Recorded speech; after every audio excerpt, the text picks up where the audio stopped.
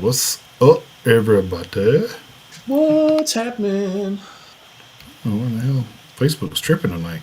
Uh-oh. Oh, there it goes. Facebook never does that. Yeah,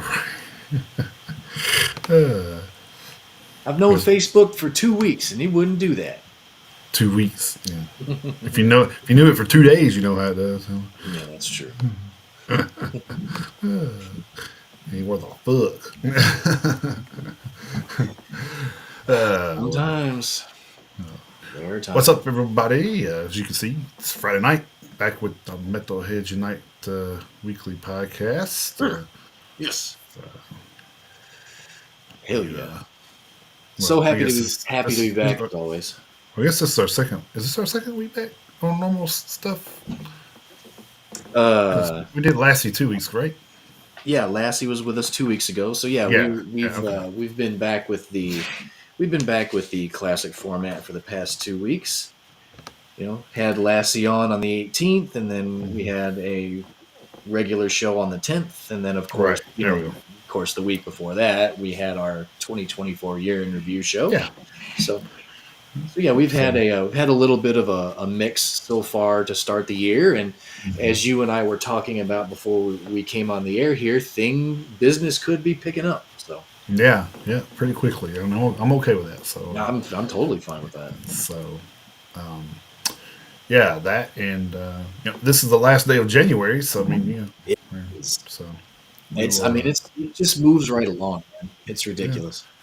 I don't feel like it moves as fast. I don't know, for some reason, like to me, the years go pretty standard until about May, and then everything seems to like fly after that. It's like, you get into May and then Memorial Day and all that, and then next thing you know is July 4th, and then well, the summers always go by Halloween and Christmas. Like, damn. Yes, summers always seem to go by fast, but and then we're doing 2025 year in review shit. Oh God, yeah. Oh no. With everything that's the nightmares. Oh. Yeah, I mean with everything that's coming out.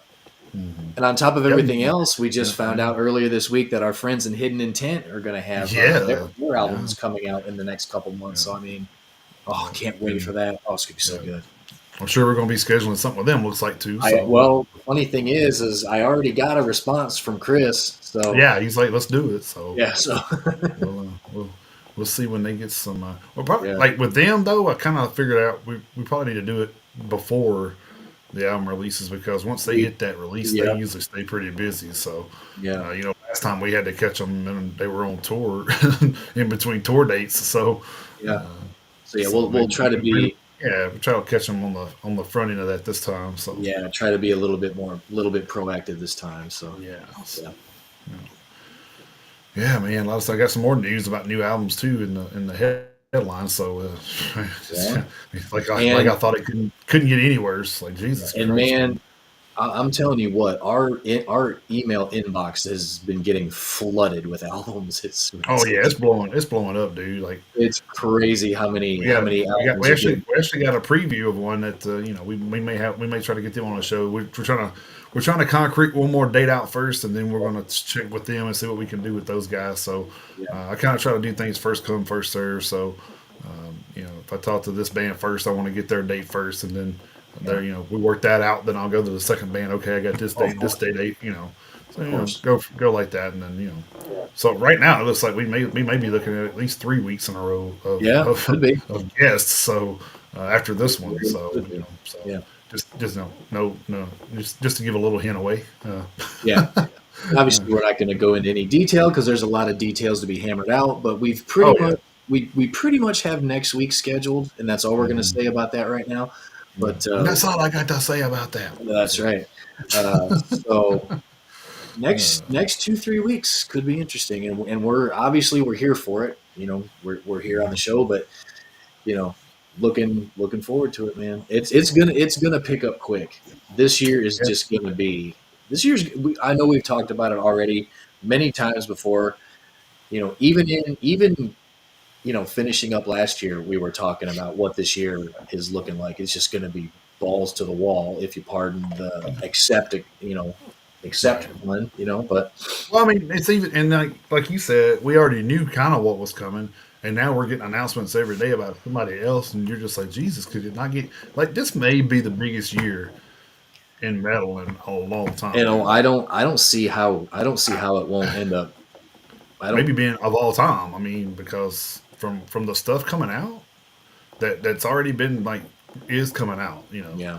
Oh, I Testament, mean, Anthrax, they've Anthrax, already kind of concreted dates, and Exodus is Kill Switches in March. So I mean, Exodus has got stuff. Megadeth's working on yeah, stuff. Bullet for My Valentine's got 13 yeah, songs. I think I probably Machine just Head, Machine Head. Oh, man, yeah. Hidden Intent. Our friends in Hidden Crazy Intent. dude. It's It wild, is man. insane. And like I just mentioned, I mean, we're getting our Metalheads Unite inbox is getting just Mhm. inundated. We're getting like two or three a day. Well, I mean, we're doing stuff with three different record labels right now. Yeah, So I so I mean, mean, we're it's doing kind so we're of, getting and hey, let me tell you something. If you're with those labels, and I can go through them in a minute, but if you're with those labels, man, you are you're in a good spot, dude, you're because getting taken care of. Yes, they are. they're putting it out there for you guys. So I mean, Yeah, just keep on doing what you do. They're definitely doing they're holding up yeah, their end of the bargain for sure. So yeah. which is good to hear and say in this day and era because of all this horror stories we've heard like Oh yeah, personally on yeah. the show. So hmm it's good to know that they are working They're doing their with their job for peeps, sure. Yeah. working with their peeps. So all right. Well, I guess we will kick this bad boy off with our normal All right. segment, little birthday segment here, hmm and so this will be from the 25th through the 31st. So it's cool that it ends today, because it kind of starts Yeah, anew with February. So I like it when it does that because yeah. it keeps me from having to do back and forth stuff with Loudwire, because I do get some stuff from Loudwire. So And the funny thing and is there's your two. and the funny thing is February actually ends on a Friday too, so that'll be nice. Oh yeah, well yeah, so that's Yeah, that'll be cool. yeah, so that's good too. Yeah. All right, let's kick it off with January 25th. We had Jesse Hart, vocalist for South Gang, Jack Fowler, guitarist for Sleeping with Sirens. January 26th, we had Eddie Van Halen, guitarist for, of course, Van Halen, who passed away in 2020. Tom Kiefer, guitarist and vocalist for Cinderella. Willie Adler, a guitarist for Lamb of God. And Matt Heafy, guitarist and vocalist for Trivium. Just think of the bands I just mentioned right there. I know. Jesus Christ, man, it's I just know. crazy how, when you think about things, it's like, man, it's like, was this like the month to have a musician baby? Seems like it. Oh, yeah. Definitely And then seems like it. yeah, January 27th, we had Mike Patton, vocalist for Faith No More. Yeah, Yannick Gears, guitarist for Iron Maiden. January 28th, we had Denny Spitz, guitarist for Anthrax from 83 to 95, and then again from 2005 to 2008. He probably comes in and out as much as John Bush does, looks like. So, Right. uh, then we had Donald Tardy, drummer for Obituary and Cause of Death, one of our good friend Dana Horn's favorite bands there. Oh yeah. Then we had Jarrett Montague, drummer for Taproot, Matt DeVries, a guitarist for Chimera, which they'll be in a little bit in the news and a little bit later too that I wanted to talk about. Some Oh yeah. January 29th, David Byron, a vocalist and songwriter for Uriah Heep. Unfortunately, he passed away in 1985, which was kind of crazy, man. That's probably the peak of their career when he passed away. So that's pretty rough. Yeah, it sucks when that Yeah. happens. Yeah, and also had Eddie Jackson, bassist for Queensryche. January 30th, we had Bill Leverty, guitarist for Firehouse. Jay Gordon, vocalist for Orgy. Trevor Dunn, bassist for Mr. Bungle from 2000 to 2019. And then today, January 31st, we had Adrian Vandenberg, guitarist for Whitesnake, and of course, Vandenberg. Hmm. Then we had Jeff Hanneman, a guitarist for Slayer, who unfortunately passed away in 2013. So Yep. that's all I had. I don't know if I missed anybody and you or you seen something to add, but Well, the only thing I have to add, and like I mentioned it last week, but Monday was my daughter's birthday, yeah, so happy happy birthday birthday to to her. Kayla. My concert buddy. So Yeah, so, and I'll go ahead and give a pre-shout out to my granddaughter's birthday is coming up next week. hmm. It's her big five, the big five. So kindergarten around the corner for her. That's So right. Oh, that's right. Yeah, yeah. crazy, crazy to Well, think, but it'll be coming up. you know. So all right, well, happy birthday to those, and like Yep. always, if anybody out there had a birthday, happy birthday to you as well.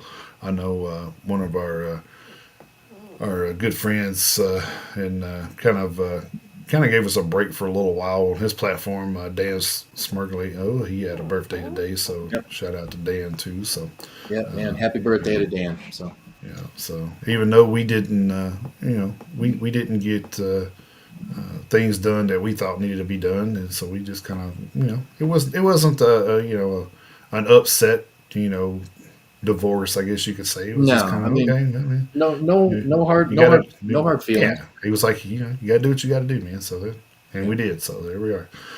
yeah, no hard feelings. Putting in the work ourselves. So, That's right. so anyway, Yep. all right. All right. So we'll kick off the. We Into the will. news. That's right. We'll move into the news and we will kick off the current events segment this week.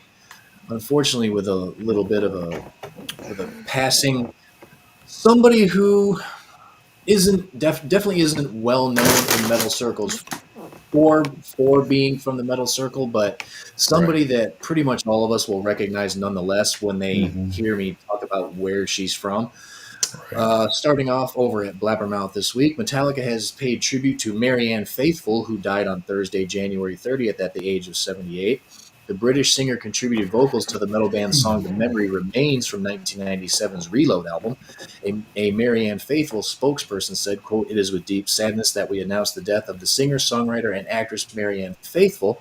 Marianne passed away peacefully in London today in the company of her loving family. She will be dearly missed," end quote. On social media, Metallica shared a gallery of photos of the various Metallica members with Faithful, along with the following message from drummer Lars Ulrich.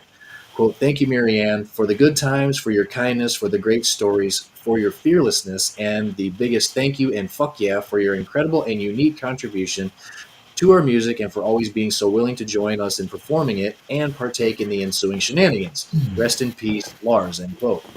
In a 1997 interview, Metallica frontman James Hetfield stated about Faithful, quote, "We needed a real character, been through it all voice. We got a hold of her and she agreed to do it, so we flew to Dublin on the way to Belgium. We met up with her in the studio, went in and got her drunk, and then she sang this bit. It was perfect. She definitely had the voice and it created a real eerie vibe," end quote.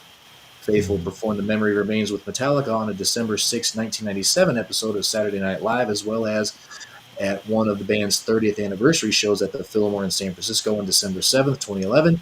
Faithful's verse in The Memory Remains marks the first and only time that Metallica has had a guest vocalist on one of its songs. So, And I think that's no cause of death. that's crazy. I mean, being that old, you would just think it was probably something natural, but May have been. Well, I mean, we hope. she got to go. She got to go in her sleep, from all accounts, and So that's yeah. So there you you know go. Take the eternal nap. That's the kind of how yeah. everybody would like to go, without suffering. But Yeah, so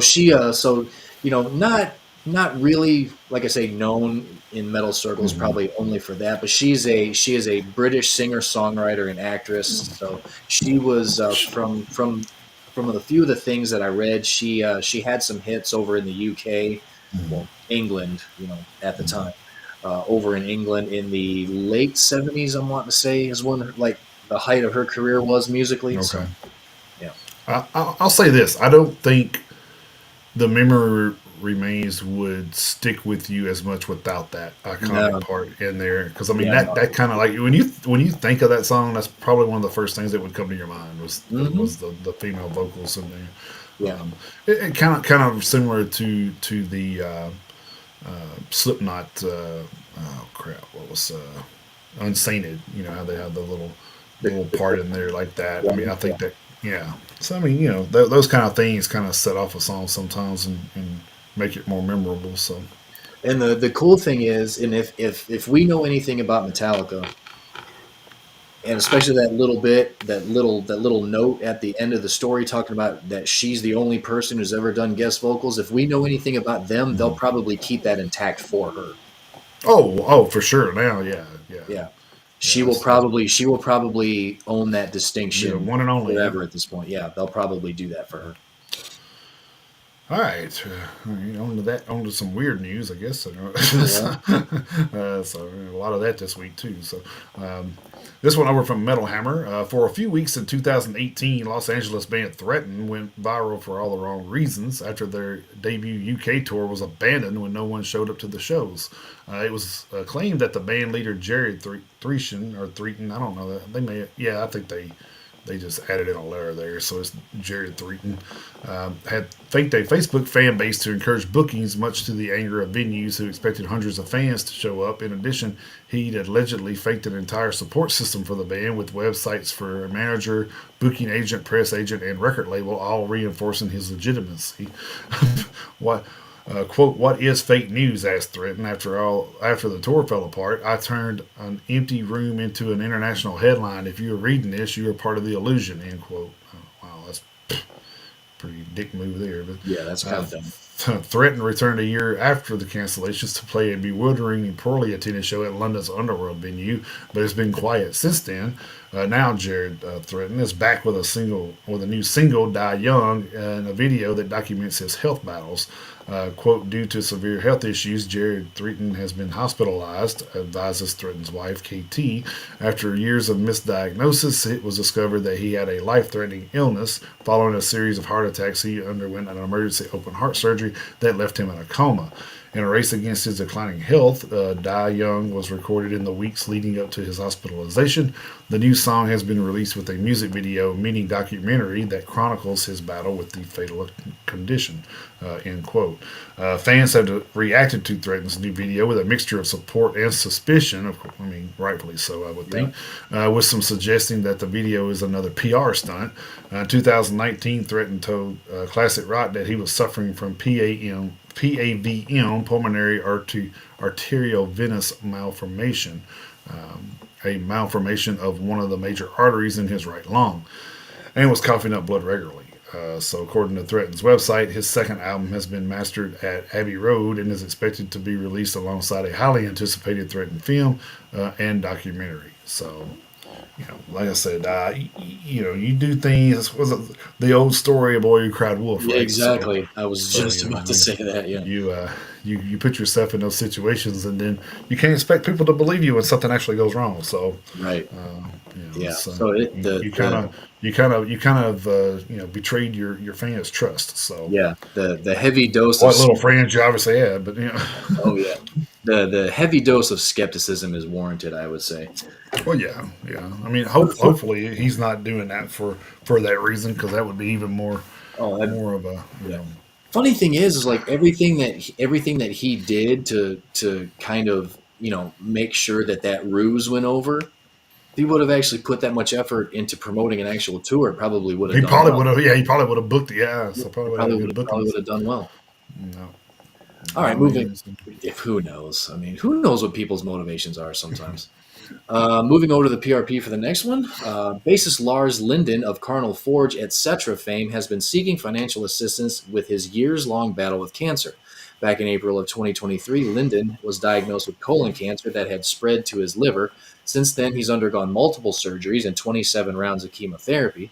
However, after years of receiving treatment from the Swedish healthcare system, which recently gave him the prognosis of, quote, a few weeks 2 months left to live, end quote, the musician is seeking funds to pursue alternative treatments offered outside of what is currently available to him. He commented of that on this past Friday, January 24th, quote, the rumor of my death is greatly exaggerated, and the fact that I would have died on Anna's birthday. No, then, even though the oncology reception in Region Vastmanland has given up and left me to die. I have not given up, but I'm feeling pretty rough.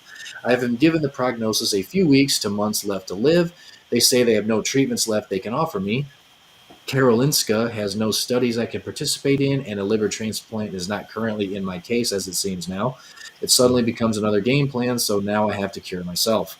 To grab things like dust cleaning, filling in the white archive, and choosing music for my funeral feels pretty absurd, but must also be done to make it easier. Directing your own death, are you allowed to have smoke and firecrackers in the church? Otherwise, I'm fine, but feeling stressed and sad. Have a great weekend. Take care of each other. Fuck cancer. Peace and love, Lassie. Speaking with renewed passion yesterday, January 27th, he stated, "Can you help me? Swedish Care has given up. I haven't. Therefore, I have started a fundraiser to be able to find ways to alternative solutions in Sweden and abroad. Every penny makes a difference. Please support if you can. Read more on GoFundMe. Thank you for your support and concern. Please share and spread the word." Was asked about Swish. Yes, of course, it's going well. 070-608-2286. I don't know if that's a phone number or not. I know different countries have different phone number Mm-hmm. setups. I have no idea. PayPal is also fine. HTTPS www.paypal.com/PayPal me / I want to say that's LL Production, which it probably is, Lars Lindgren or Lars Linden. Again, at it again, Ba. Refuse to give up. Fuck cancer. Peace and love, Lassie. So, um, there is no, which is strange because normally there is some sort of hyperlink Mm-hmm. when it comes to fundraisers and stuff for stuff like that, but there doesn't seem to be one in this story. Oh, no, sorry, never mind. Scroll right past it. Hang on. GoFundMe is currently, as of this reading, 81,394 Swedish kroner raised of a 200,000 Swedish kroner goal. So Mm. creeping up on halfway. So, Okay. Good but deal. like he said, every little bit helps if you can. Yeah. Yeah. Good deal. So hopefully And he. he said it twice, and he said it twice, and we agree. Fuck cancer. So. Yeah. Hopefully he gets to the treatment. You know. So you started out the story saying somebody reported he died, right? I don't think it was. I don't think it was reported in. I don't think it was mentioned in this story, but I guess somewhere along the way, maybe even over there in Sweden, Because the way he said maybe he was, it got he's not dead. I'm like, maybe what? it got reported over there, but I always said right, if I yeah. always said So if I always said if it somebody's may have come up somewhere. yeah, I always said if somebody ever said that I was dead, I would just buy the front page and say "not dead" and hold up the thing in the picture. I mean, it has the date on the newspaper and stuff, you know. So, Right, yeah. Yes, it does. oh man, this one here is a doozy. Uh, like I said, strange stuff in the world this week. So of metal. This one over from Metal Yeah. Sucks. Starts out with, "Oh boy, ain't this some shit." In an era where literal Nazis are marching on American streets and a South African robber baron is doing Nazi salutes from behind the presidential podium, it truly was which only a matter of time which before didn't we happen. get. Exactly. We get our first Nazi metal story of 2025. Well, this one was legit, so just say, I mean, uh, Yeah, I can take pictures of anybody in a still and say they're doing stuff. You know, yeah. I'll just say that. So I Hmm. watched the video and I was just like, yeah, I might be reaching a little bit there. They were. So you know, nonetheless, and before I get into this, if you missed the interview with who was it? Let me go back. I want to say it was Die from My Sins, wasn't it? Was talking about there's Nazi still going on over there or something like that. Oh, shit. I think so. I think Or it. no, that was Pyracanda. Pyracanda, yeah. Dieter was talking Yeah, about that, Dieter. saying, Okay. Yeah. You're yeah, right. yeah, You're yeah. right. So he was talking about how, he said, believe it or not, that stuff's ramping back up over there. I'm like, what the hell do you mean ramping back up? And so we don't live in that country. So to hear that was very disturbing to me. I'm sure it was to Chris too, to think that these Oh, that's people, nuts. yeah, it's like these people don't like remember what happened in the fucking past. Like, what are you doing? Oh man, but it's crazy. But anyway, nonetheless, back to the story. I just want to say that this day and age to even be talking about this is just unreal. But here we are. So the story involves the long-running Detroit venue Harpo's Concert Theater, and I brought this up too because I thought maybe you were familiar with that being from up there. I'm not sure. So No, um, I mean, I okay, mean, I so mean, I've heard of it. I've never been there. okay, yeah, that's what I mean. That's what I mean. I Yeah, thought maybe you may yeah, have I've heard heard of it of it. before. I've never been. Okay. And this past Saturday's black metal concert, in which Nazi black metal band Grand Belial's Key was slated to perform. However, the night's proceedings ultimately were cut short after locals voiced their outrage over the band with neo-Nazi ties would get to perform there. And now, in the intermediate aftermath, the venue's owners, Crystal, oh my God, Zachkowska and Roosevelt Stevanovitsky. Golly, that's a lot of That's a mouthful there. mouthful. Yeah, I got a sky and a ski over here, so there you go.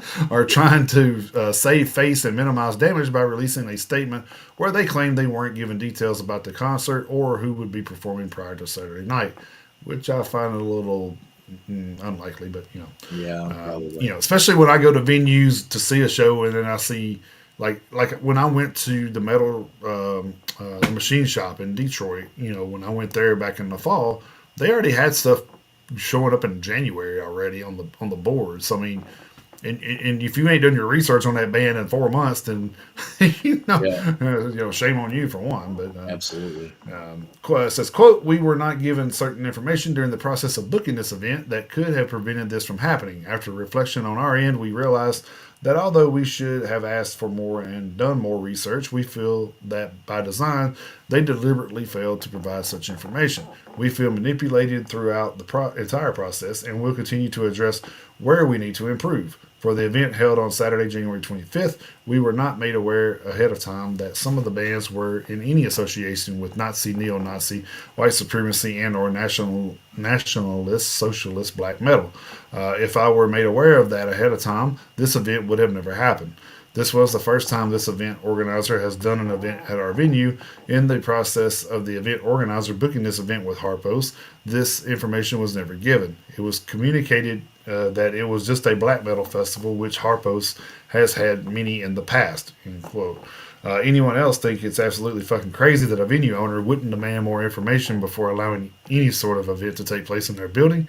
Yeah, I mean, your venue is your livelihood, so why would you run the risk of anything fucking that up? Sounds a little crazy, but let's keep going. According to a report by a local ABC affiliate WXYZ Detroit, the oh yeah. show's promoter, huh? I said, oh yeah, Oh, WXYZ yeah, yeah, Channel you know 7. that. Oh yeah, I know that one very well. Show's promoters said that they would promote the event themselves and asked Stavanovitsky to not post about it online at all. Red flag, of course.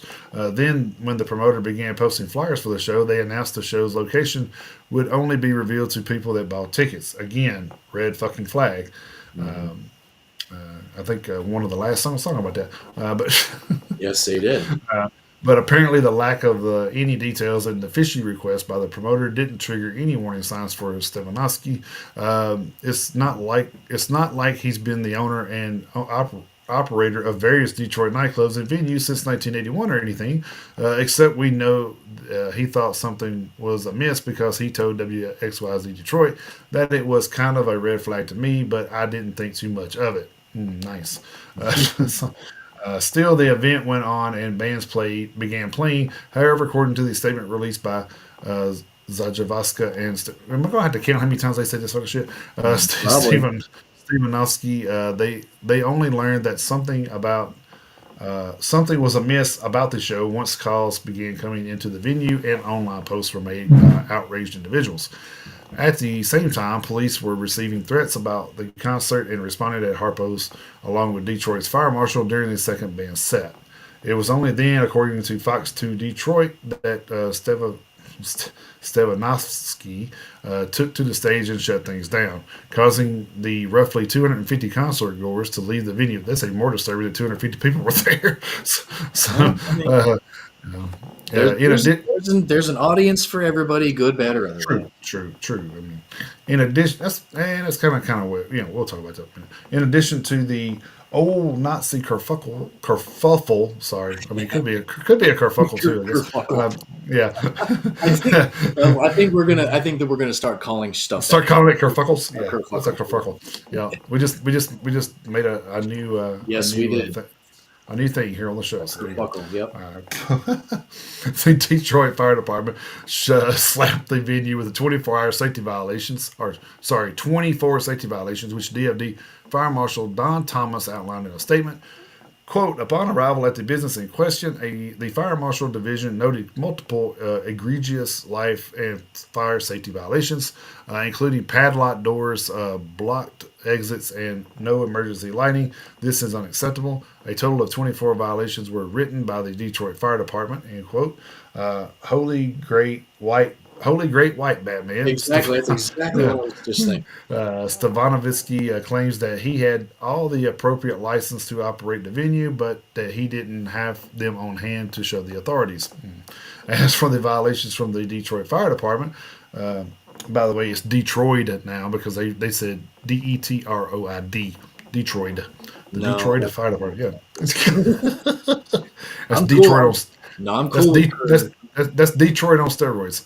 yeah, I'm Those cool with kerfuckle on it. I'm not. Yeah, yeah. Well, I made that one up. This is I actually know. a type. This is actually a typo. Well, the second one I found in this story, so I don't know who's the editor there, but maybe they need to look into Yeah, those guys. someone needs to work on it for sure. Yeah, those are going to have to be addressed before Harpo's can get a valid license, business license, and reopen the stores. Still, the owners say the whole thing was a mistake and say that it wasn't what they or the venue stood for. Quote, although this event was not booked by Harpo's and was booked by an outside event organizer, I'm still the owner of the venue and I will take full responsibility and accountability for not doing my due diligence. I foolishly did not follow up as intensely as I should have. This is not who we are or what we represent. As a black venue owner, I fully that's even worse. Fully understand that hate and racism comes in all forms and skin tones. However, my race ethnicity is no defense or excuse for my ignorance of not knowing. Since we took ownership in 2017, I have always been devoted to promoting inclusion of all nationalities at Harpo's and would never intentionally jeopardize the trust that I've earned with the community. I intend on doing everything that I can to gain back that trust. Harpo's has a rich history, and now I realize I need to do more to address concerns about vetting bans and doing more research. I have an immense amount of improvement to do, and I need to do better for the sake of my business and my community. The outrage and anger is completely understood and shows that there is still some humanity left in the world and that there are still individuals out there that will stand up against what is wrong and hateful. Hate and racism is something that I or Hoppo stand for, encourage, or promote, and I would never knowingly or intentionally hold this type of event at my venue with the risk of losing the support of my community and my venue. This is not who we are. This is not what we represent. End quote. In the wake of all this going down, Harpo's has locked down their entire social media presence by closing the comment sections of all their posts. Good on everyone that blew this event up and brought it to light. There's no room for Nazis anywhere, let alone in metal. Fuck that. So I hate to tell you, there's a whole brand of metal dedicated to that. So Yeah, there is. yeah. So good luck, dude. I mean, this is the thing. Like, you can do what you can to prevent those things. I mean, hate's going to hate. You know what I mean? So I mean, those bands are going to find somewhere to play. I mean, it's Yeah. it's an unfortunate realization. They're going to find somewhere to play. Like whether it's Harpo's or wherever somebody's going to take them up because this is the thing you got to look at. How many of us are struggling in this economy right now? I mean, I'm sure these venues are too. So I mean, if they're seeing stuff and they're like, oh, I can get a booking, I'm gonna just book them. You know what I mean? They're probably not even looking to see what it is because they need to put people in the building and make money. Hmm. So should you mind your own business? Probably. I mean, is it good that you probably shut it down? I would say yes, but fans of the music would say you fucked up their evening. So I mean, it's kind of it's kind of one of those It's things where it is a very to me it's kind of a weird situation because it kind of reminds me of a few years ago when we went to the Tennessee Metal Devastation Festival out there in Lexington. Everybody who was against who was against the festival, they Right. had the whole satanic panic thing going on, and there were people who literally thought that festival was going to open a portal to hell. They literally thought that. There were people who were going online and they Mhm. thought that was going to happen. Yeah. Now, obviously, that didn't happen. There were no incidents, and the park was clean when everybody left. Everyone showed up. Everyone had a good Yep. time because everyone was there to watch the festival. So there were no issues. Nothing happened. But the city of Lexington decided not to have the festival back, and thankfully they found a venue in Jackson. Mhm. So to me, now obviously I don't. Obviously I have no similar views with Right. Nazis. I have no similar viewpoints at all. So it's kind of a very strange situation because it's not a show that I would go see, even though it's a heavy metal show. It's not a show I would go see because I don't listen to, bands that have that message. But the people who bought the tickets and went to the venue, if they were enjoying the show and behaving, I don't know. So that's what I'm saying. It's really really weird to even try to half-ass defend It is. to Yeah. defend it because of the content Well, of the music. I think my biggest thing is in the United States. You know what I mean? Like Yeah, we're a free world. We're a free world. I'm like, so whether you like the idea of what's going on there or not, I mean, you're still living in a free country. So, yeah. freedom of religions, freedom of everything. So, obviously, that's a religious view which we don't agree with, but No, absolutely not. it is what it is. So, to me, I think this goes on a lot in the world, and I think it should stop. I mean, where do you draw the line in the sand, saying, "Okay, enough's enough, and we got to stop this bullshit"? Because we're in America, everything's allowed, everything's free. You can't say this, you can't do that. Bullshit. It's America. You should be able to say and do whatever the fuck you want. Like Yeah, if you get offended by something I say, that's on you. I'm sorry. Fuck you. I mean, that's not on me, because I'm not saying anything intentionally to offend anybody, but if you get that from that, that's on mhm, you. That's not right. something that you should be shooting a messenger about. I mean, or whoever said words that hurt you. People forgot the old sticks and stones thing from elementary Yeah, school, evidently. yeah, that shit So definitely went out the window a long time yeah, ago. But but I'm you just, know, but you see what I'm saying is like, yeah, I understand this is a little bit more severe than some of the things going on in the world, but you got, you can't say, oh well, this is okay and this isn't. It's either you're free or you're not. I mean, mhm, it's kind of like what I say about politics is I don't like them because they're telling you, oh well, you can do this, but not this. That's a little right, too far. You yeah, know, you can say shit, but don't say fuck. It's like right, yeah, kind of like that's what makes a PG-13 movie to a rated R if you say fuck more than once. You know what I more mean? than once. Yep, you It's, get yeah. And one so non, so I mean that's what I'm you get saying. that. Like this is okay, but this isn't. Like no, I mean this is a free country. We should be able to, And I get. I'm not, I'll just use that as an example. I get you don't want kids going into a rated R movie, but you know what I'm saying though. It's kind of like you gotta find somewhere to where you're just like, okay, we gotta let this. You know, this is the thing. I think at some point we as people have to like turn the other cheek at some point and be like, quit being fucking stupid. Just shut the fuck up. Yeah, I And, mean, and quit giving these people attention. You know what I mean? That's the thing. And until we do that, we're fucked. I mean, obviously, until we stop giving the people attention that they're seeking, a lot of these people out here, you see it if you're on any kind of social media, you see attention seekers every day. yeah, So, we do. I do skits on TikTok, but it's mostly just for comedy. It's not. hmm, I'm not showing my penis, saying, "Oh, look at my 9-inch penis." It's like, it's like most of the girls are like, "Oh, look at my double D's. Hey, got my hair cut today." It's like, right, yeah, so, it's nothing like that. But I mean, you know what I'm saying. There's attention getters out there yeah, or attention seekers out there that do things just to see attention. So I hmm, mean, all you take is one person on film, you know, saying something wild, like uh, you know, Trump could say 50 fucking things. They'll take the three that they didn't like, put it together, like, hey, you see what he said? Like, hmm, that's kind of the world we live in today, and I don't like that. I mean, if a man says something or a woman says something, I'm not going to put this in men's perspective because women say shit too. So if it's a man or woman says something, I want to hear what they fully fucking said. I don't want to hear bits and Oh, I pieces of what absolutely you cut want to. out. Yeah, I Like, absolutely want to hear the entire context of everything. yeah.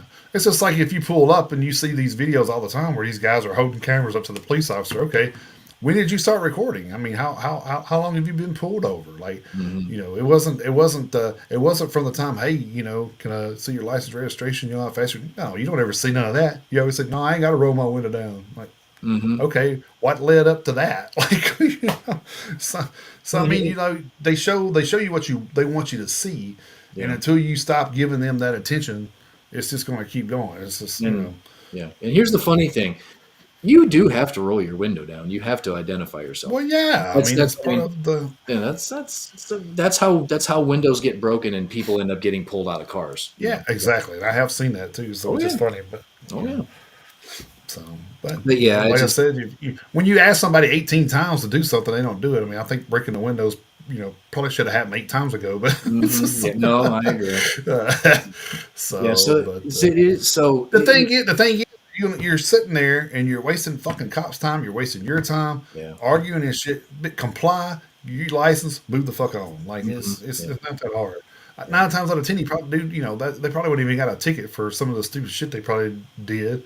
Run a Hmm. red light, run a stop sign. Just show me your license. Run your tape. You ain't been in trouble. See you. Have a good day. Don't do this shit again. More than likely, Uh, yeah. yeah, but no, everybody wants to be a fucking hero or be a fucking think they know the Everyone, law book, think they know everyone wants the their law fucking. book, and Yep. so. Bunch But of anyway, bunch of that kind of streetwear. got. I knew we were going to get off subject on that one. On that one, I mean, but I yeah, I mean, mean a it's little just bit, but it's just the thing is we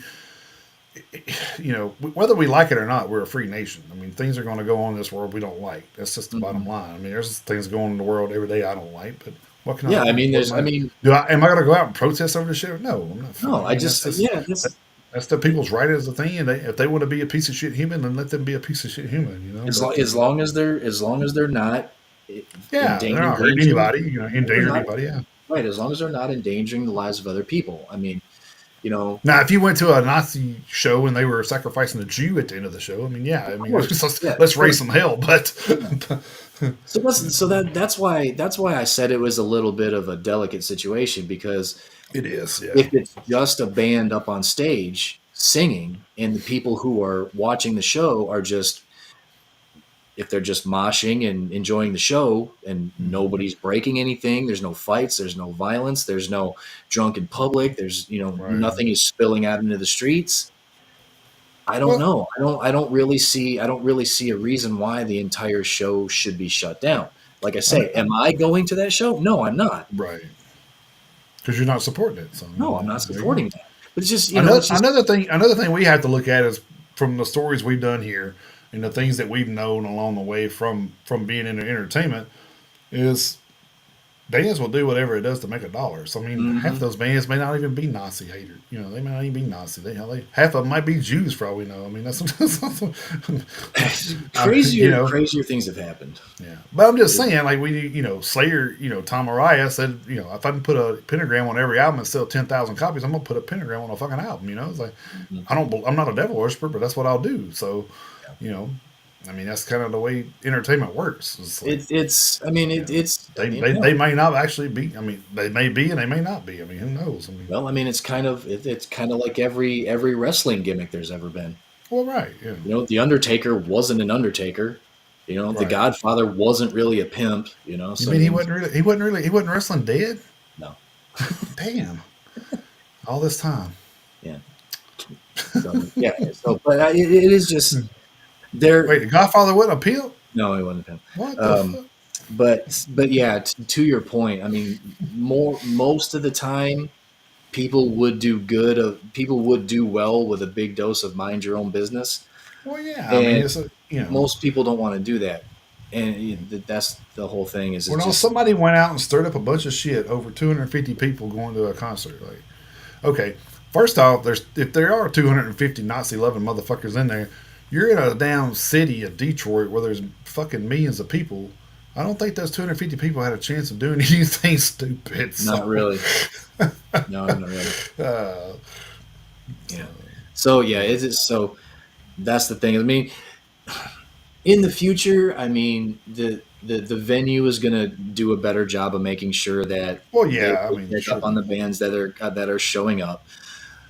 But at the same time, like I say, as long as the bands don't incite violence, and as long as the concert goers are there to watch the show, I don't know that I really don't know that a band shouldn't be allowed to play just because of their viewpoint. I know it. Well, so I know it sounds crazy to say it is, because but Nazism is a I, horrible thing. It's a terrible thing. I thought of a better example. So I wonder how many shows Gore got shut down for having an abortion live on stage. Probably a bunch. I mean, Probably a he bunch. aborted, shut that show down. You know, I think I've said this before on the show too, by the way. But Well, the funny thing is Guar has hung every president in effigy. right, Whoever is the president, because now that Trump is the president, at some point during their shows they will hang him in effigy. They did it to Biden, they did it to Trump the first time. Ever since Guar has been a band, they have hung every oh president in yeah, effigy. every president, yeah, Republican, Democrat, doesn't matter. They've been equal no, opportunity all the way across the board. It's no, part of their no. act. It's part Yeah. of their shit. They got a That's lot what of they shit when it do. came to Obama though. That's like hanging a black man. I mean, that's like, but Well, I mean, uh, yeah, but I mean, it's hey, they've always done it, and that's the thing. I mean, so is it for shock value? Absolutely, absolutely, is for shock value. But that's just what they've always done, and that's just the thing. It's part of the show. If you don't like the show, don't go. You don't like the if you don't like the band, don't go to the show. You don't like it, just let people who are gonna behave and enjoy something, let them behave and enjoy it as long as they're behaving. exactly. As long as they, because I am pro-choice. I'm pro-choice on pretty much everything, but at the same time, I'm also pro-consequence. So Right. But you can't be both. I think you absolutely can. Yes, you can. I think you absolutely can. Yeah, But see where I'm going here. You can do this all. We can do this all night. you could do it all night. All right, moving on, and moving over to metal injection for the Yeah. next one. According to a report from TMZ, online personality and music journalist Matt Pinfield suffered a massive stroke earlier this month. The report notes that Pinfield's daughter Jessica has filed for a temporary conservatorship over Matt as she sorts out his finances and makes decisions on his health. No statement from anyone in the Pinfield family or their associate camps have issued a statement on Matt's health as of yet. Pinfield's presence in the rock and metal world has been extensive and well documented over the past few decades. Pinfield hosted MTV's 120 Minutes alongside a slew of other specials on the channel in the 90s, and in 2001 became the vice president of A&R and artist development for Columbia Records. Pinfield later hosted VH1's V-Spot Top 20 Countdown, has DJ'd on Sirius XM Radio, and countless others. We wish Pinfield all the best at this time and hope the reports of his health are at the very least exaggerated. Losing Matt Pinfield would be a major blow to the community. So obviously that last paragraph was, of the author, but we here at the Metalheads Unite podcast echo those sentiments, very, very succinctly.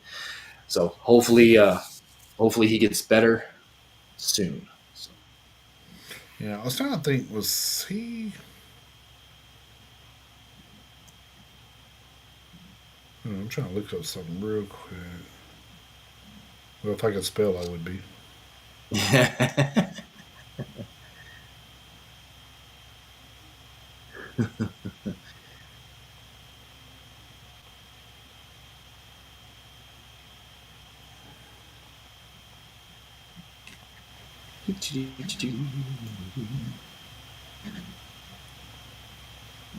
Yep. Sorry. I what was. you I mean, what you trying to look up? I was trying to see. Like I thought he filled in for, but I guess not. So yeah, I guess Well, not. trying to see if he filled on Hey, Headbangers but Ball. yeah, I was thinking one of the guy, Adam Curry. That's who did. That's who did. Okay, yeah. I was like, I Okay, knew because it I was was going one to of the. say I don't. I knew it was one of the regulars. So I was about to say I don't think so, but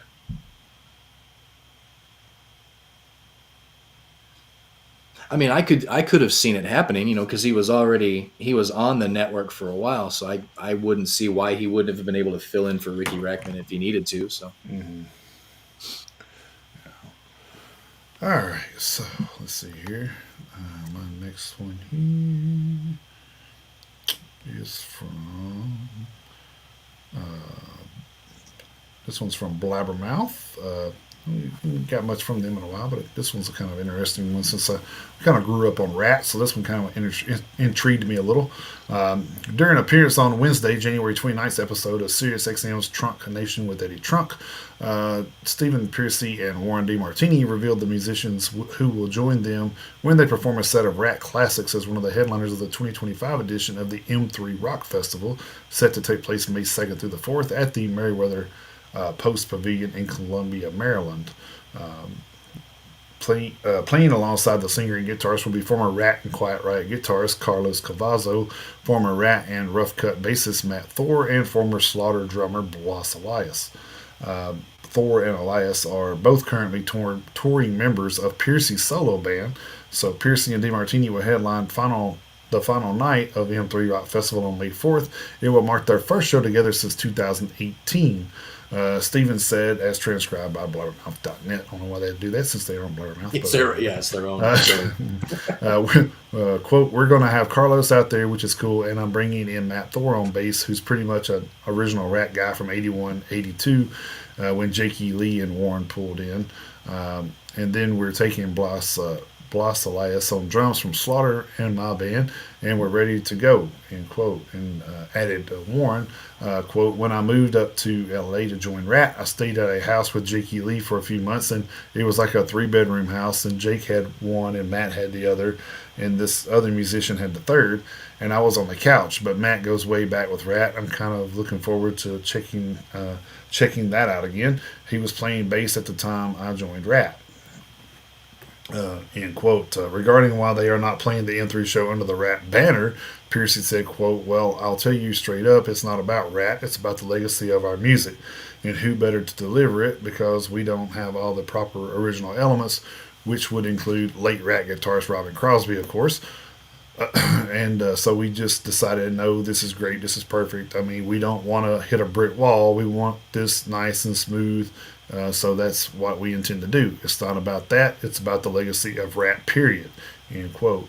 DeMartini went on to say that he is open to playing more shows with Piercy in the future, assuming everything goes well with the M3 gig. Quote, since we announced the M3 show, other stuff has come up, he revealed. When this M3 concert came up, I was treating it as a one-off, but everything has a momentum, or can have a momentum. And in this case, it just feels better and better. I've always wanted to play these songs to the people. I've always, like we always have, he added. So I'm totally game to doing more. End quote. Asked if drummer Bobby Blotzer and bassist Juan Crucier, who were both in Rat's classic lineup, will have any involvement in the M3 and other gigs. Piercy and DeMartini plan to play together. Stevens said, no, not on this. No, like I say, we wanted it to be more about the music and Warren and myself delivering it, because it is going to be a little different. If you were to throw those guys in the mix, it would be exactly what it is now, the opportunity, end quote. On the topic of what he has been doing in the 7 years since he played with Steven, Warren said, end quote, what I always did and what I always will do when I'm not sort of dealing with all the stuff that we deal with in life, I drift back into the studio and either start working on something that I hear in my head or refining something that I have going on. So it's been a really nice thing to be able to do all this time, because basically since Steven and Robin and I wrote Round and Round, it's like, okay, you can be a writer if you want to be, so that's what I basically do, just write, end quote. Asked if he missed being on stage and being in front of an audience, Warren said, quote, I don't know why they just don't keep going with these quotes like Jesus Christ. Right, yeah. Yeah. Oh, and of course, it's hard to find words to describe the kind of energy that we have with our audience. It's just fantastic. I did do some gigs with some friends, like the last one was with Billy Gibbons and Sebastian Bach, and we would all play each other's songs. It was 2 or 3 songs each and stuff like that. Kind of kept it burning, but this is real fire, end quote. As for a possible set list for the M3 show, here we go again, Warren said, quote, Mm-hmm. I think we need to really look at the whole catalog. I mean, we did White, 6 records with Atlantic, and we did White, 6. I kind of said that wrong. I mean, we did White, 6 records. I don't know why they wrote it like that. That's stupid. Um, and the way they wrote it kind of made it look like it was all separate thoughts. So I'm like, what the fuck? And we've done these things through other labels. There's probably a lot of deep cuts that would be just totally awesome for this. Steven added, "Oh, oh yeah, I can think of a few right now. Between the Eyes, Hard Time, Eat Me Up Alive." Warren continued, "Giving Yourself Away would be cool." Steven chimed in, "Oh, that would be cool, actually." End quote. Last year, Piercy celebrated the 40th anniversary of Rat's classic debut album Out of the Cellar by performing it in its entirety in a sequence for the first time. In January 2021, Piercy told Sirius XM's Trump Nation with Eddie Trump, he must like that guy, that he has he was open to the idea of making a new Rat album with all the surviving members of the band's classic lineup. Rat hasn't released any new music since 2010's Infestation LP, so yeah, man, you never know. Maybe that'll spark something. They may do a new Rat album. I don't know. Kind of depends on That would be crazy. that would be crazy after all this time. Was that been 15 14 years. years? Yeah, Yeah. 15 years since they've done anything. So, yeah, Yeah. kind of wild, man. For a band that's been around and had Metallica open up for them in a skating rink, you know? So, Right? oh, man. 43 years ago. Yeah. Yeah, that's crazy. Nuts. Uh, All right, staying over at Metal Injection for this next one. Founding Ne Obliviscaris vocalist Zenoyer has, I hope I said that right, has quit the band after 22 years, joining his vocalist James Dorton of Black Crown Initiate and Replicire? Replicire? Yeah, I guess. Who has been touring with Ne Obliviscaris since 2023 in place of Zenoyer. In his statement, Zenoyer notes his decision to leave was a mix of not having toured in a few years, some difficult years on a personal level, and some different projects he's been working on. The following are statements from both Ne Obliviscaris and Zenoyer.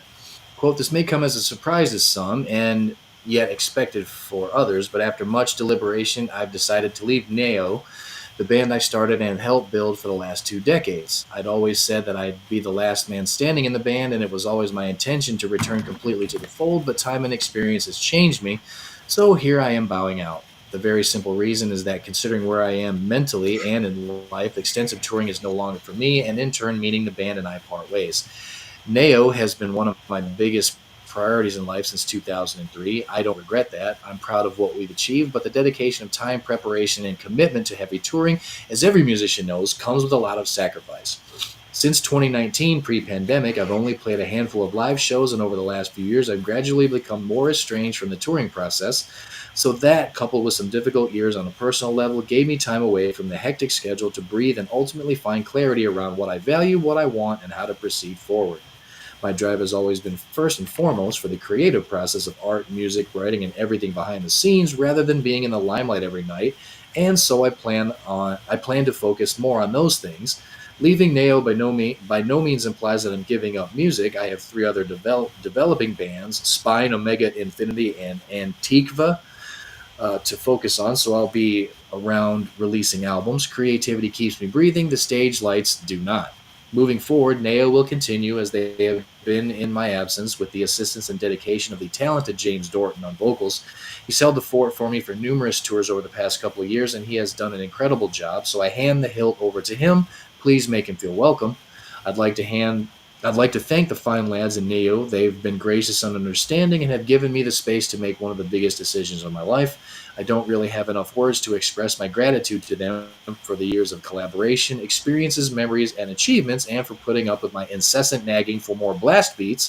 Thank you for everything. We've done more than we thought possible and have done what most Australian metal bands strive for. I don't see the train stopping anytime soon, so I'm looking forward to watching the band continue to grow.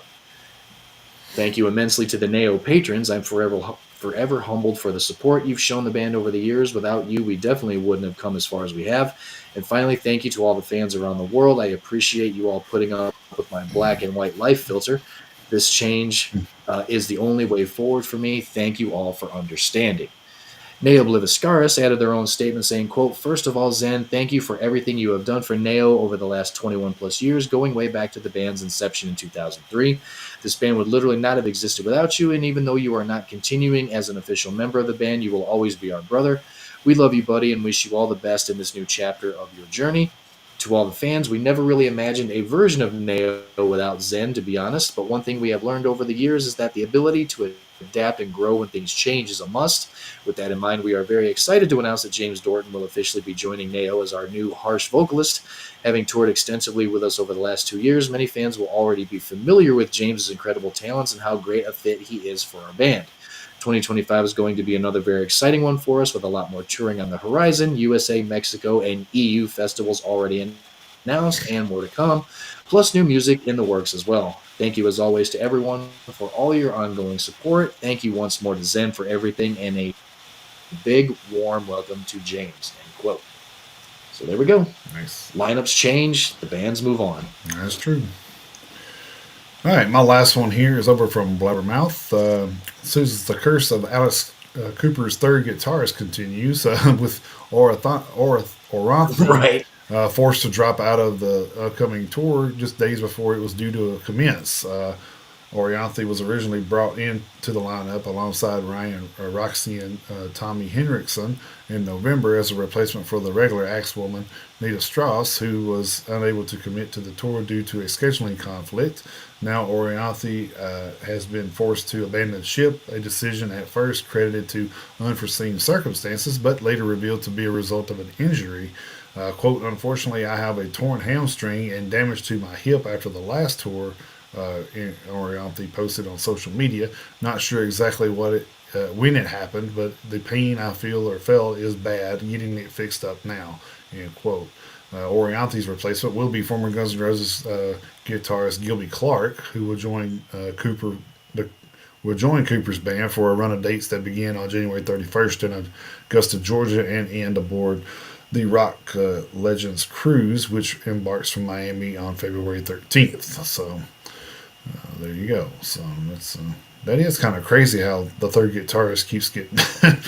I was like, I don't know if I want that gig. I was like, yeah, I know it. It's crazy, but I mean, at least she didn't get beamed in the face with what was it? The end of his cane or something. Yeah. That was. I mean, you try. I mean, if Alice would have tried to do that a million more times, if he would have tried to do it, he never would have done it. It's just one of those fucking weird things that happens. Freak incidents, yeah. Yeah. All right. My last one is over at metalsucks.net. Earlier this week, we reported on a situation. This is obviously from the author. Earlier this week, we reported on a situation involving now ex-Sleep and Neurosis drummer Jason Reeder, in which he posted online that he was done being a touring musician and was selling a lot of his equipment as a result. At the time, we didn't know what any of this meant for those aforementioned bands, but today we got some further clarification from the man himself. Though he started off his post trying to sell 113 sealed vinyl records as a single lot, Reeder quickly began clarifying his previous statement. The first clarification being a big one: he's not actually done with music as a whole. Quote, "To be clear, I have not retired from music. There is nothing on this earth that I would rather do. Life got in the way. One day I hope to jump back in. My personal circumstances prevent me from being able to make that a reality. A career in music is treacherous. I bet everything on it and lost." End quote. That last sentence in particular is a bummer. Shit gets hard sometimes, and I hope he can find his way back to doing what he loves if he's still as passionate as he used to be. But then again, it's easy to understand why someone would feel discouraged or down on the whole process when you learn what happened with Neurosis and Sleep. In the same post, he explained how Neurosis pretty much just fizzled out of existence after firing Scott Kelly back in 2019 after the band learned of the vocalist's severe acts of familial abuse. He also explained how he was unceremoniously fired from Sleep this past November. Quote, "As far as Neurosis goes, I don't know. The remaining members are truly amazing people, and with or without me, I'm sure they will continue to do mind-blowing work, whatever form it takes. As far as Sleep goes, I was unceremoniously fired by Sleep's manager over the phone back in November. I haven't spoken to Al or Matt in months, and that brings some peace to my life that I am thankful for," end quote. Reeder initially played with Sleep from 2009 to 19, but then returned to the fold when the band reunited in 2021 until his aforementioned firing in 2024. As it stands, Sleep hasn't addressed Reeder's dismissal at all. Here's hoping that Reeder can get back behind the kit and do what he loves. So there it is. Kind of shitty that they even ain't even gave the guy an explanation or anything on why. I mean, that's kind of Yeah, that fucked up. is very, very strange. Just like up and just like, hey, you're out. Click. Bye. Yeah, sounds like what they did to James Kotak and the Scorpions, right? So, I know. no, it was Herman Rayberry, wasn't it? Yeah. Yeah. Herman Rayberry. Yeah. Sorry, Mickey D's here now. So I was like, what? Oh man. Yeah, All right. it's fucking Yeah. weird. Other headlines this week: Poison the Whale streams first new single in 15 years, announces a new record label and a lineup. So um, that's any Poison the Whale fans might be excited about that. There's a lot of bands that are kind of coming out of the woodworks now, seeing Really is. how well. I mean, just because they see how successful reunions have been going for most bands. Shadows Fall. Reunited a few years ago, and they weren't. I don't guess they were really broke up, but they took a hiatus due to the death of one of the members. Right? Ain't that what it was? Shit, I'd have to look back to be completely honest with I you. can't even remember. I just remember they were gone for a long time, and then they came back at Blue Ridge a few years ago, and then they kind of built off that momentum and did a couple more festivals and say, hey, we still got interest. People are interested in us, dude. Let's make new music. So now here we are. Talking, they had a new single out like a month or so ago, and then working on a new album. So I mean, who knows, man? Like everybody's realizing that this could, God forbids, finally, trying to step back into that And direction as well. So I mean, it's and crazy. then there's another band that decided to reunite. I'm going to leave that for you because I figure that's probably one of the ones you wanted to talk about. I don't want to steal your thunder. Real quick in the chat. What's up, Dana? Glad to see you as Hey, what's up, always. Dana? And joining us on YouTube, Metal John Iced Earth fan says, "Hey, you guys, Hey, hey what's up? back. Thanks Hey, for joining us. Ice Earth fan, cool Yeah. stuff, man. If you're an We Iced don't. Earth fan, hang around for a little while. Yeah, yeah, Hoping for a new Iced Earth CD this year or next year. yeah, You know yeah. what, man? Now that John's able to do stuff, That's the thing is I don't know what's going to happen with Iced Earth now that John is out of jail, but I would be all for it. Yeah, I mean, I I'm not yeah gonna hold his personal beliefs against his music. You know what I mean? It's like, yeah. like Well, I I mean, said, we said this a bunch of times. We don't agree with a lot of what sure, right now, Randy Blythe's going on a rage. He's becoming a get off my lawn guy. But he kind of is. it's not going to make me not like his music. I mean, it's, Yeah, I don't go see the band for his political stance. That's, right. I go to see because I enjoy the music. So Yeah. now if he gets out there and starts talking political shit, I'll throw a Coke bottle at him or something. But like, shut Yeah. the fuck up and play me a song. Yeah. uh, what's the old Rodney Carrington said the first time he met Toby Keith was on a celebrity golf match, and Oh, Toby Keith's like, oh, you're a comedian, tell me a joke. And Rodney yeah. Carrington's like, play me a song, motherfucker. Yeah. It's Yeah. like what the fuck you mean? Yeah. Right. Uh, Just at the drop of a hat like he that. said Yeah. he did not find that funny. No. That was a super duper. That was a super duper funny skit he did talking about Oh yeah, Toby. Yeah, But yeah, I would love to get some new Iced Earth, man. I've been a fan since yeah, 90. I've been a fan since 97. So yeah. when Something Wicked This Way Comes came out, I've been a fan for a long time. Yeah. Of course, I'm a Ripper Owens fan, so I love that Oh, era of Ice yeah. Earth. Iced Earth got me through deaths in the family and my stroke in 2004 from Riverbank.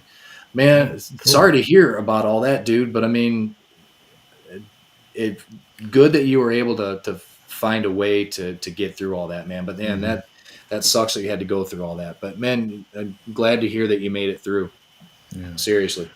yeah. I mean, 20 years later, here you are, man. So Yeah, man. Hell yeah, dude. that's a testament in itself, dude. So Yeah, absolutely, man. Still been a fan of Iced Earth in '96. Yeah, man. Long time.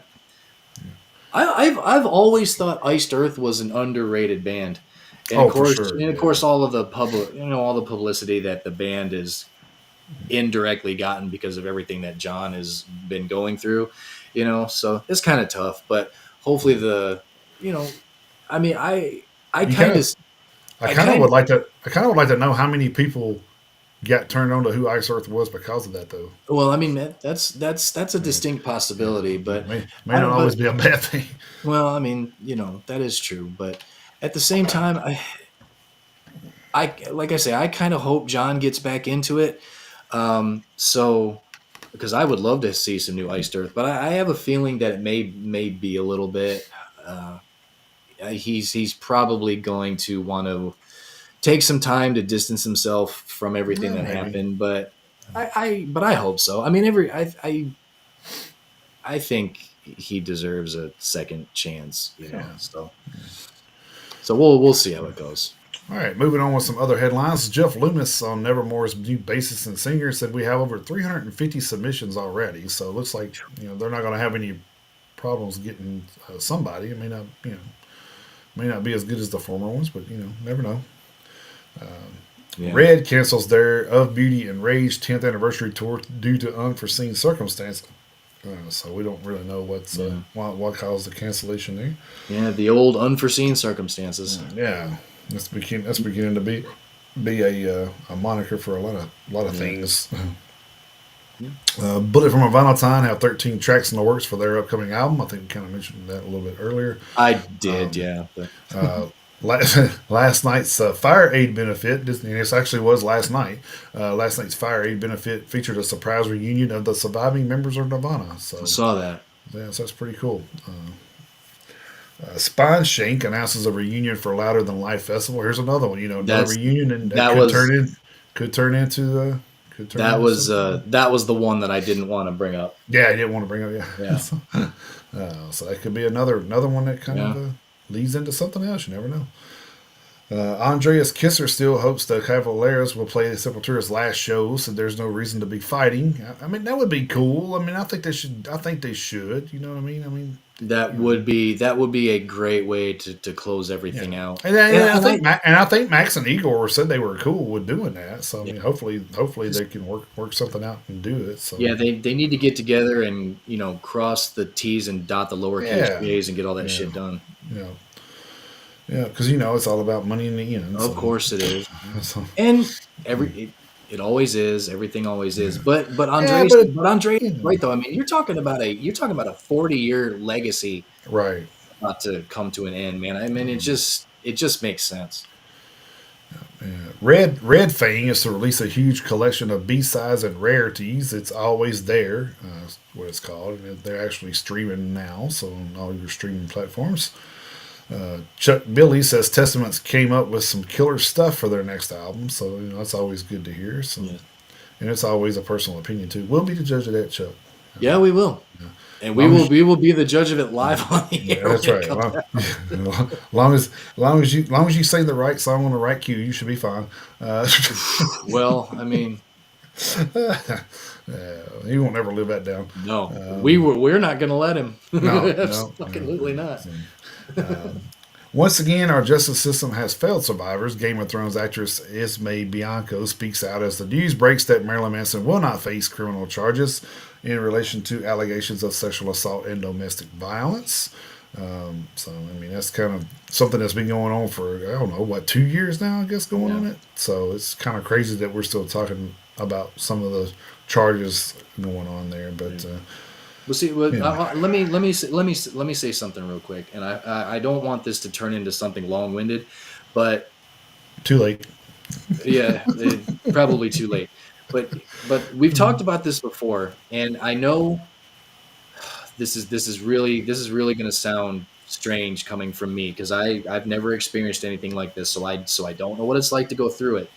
But also at the same time, that situation with those charges not being pursued any further due to a statute of limitations running out, that's Some why bullshit. it's important. That's why, well, it's bullshit, but that's also why it's important Speak to now. not wait.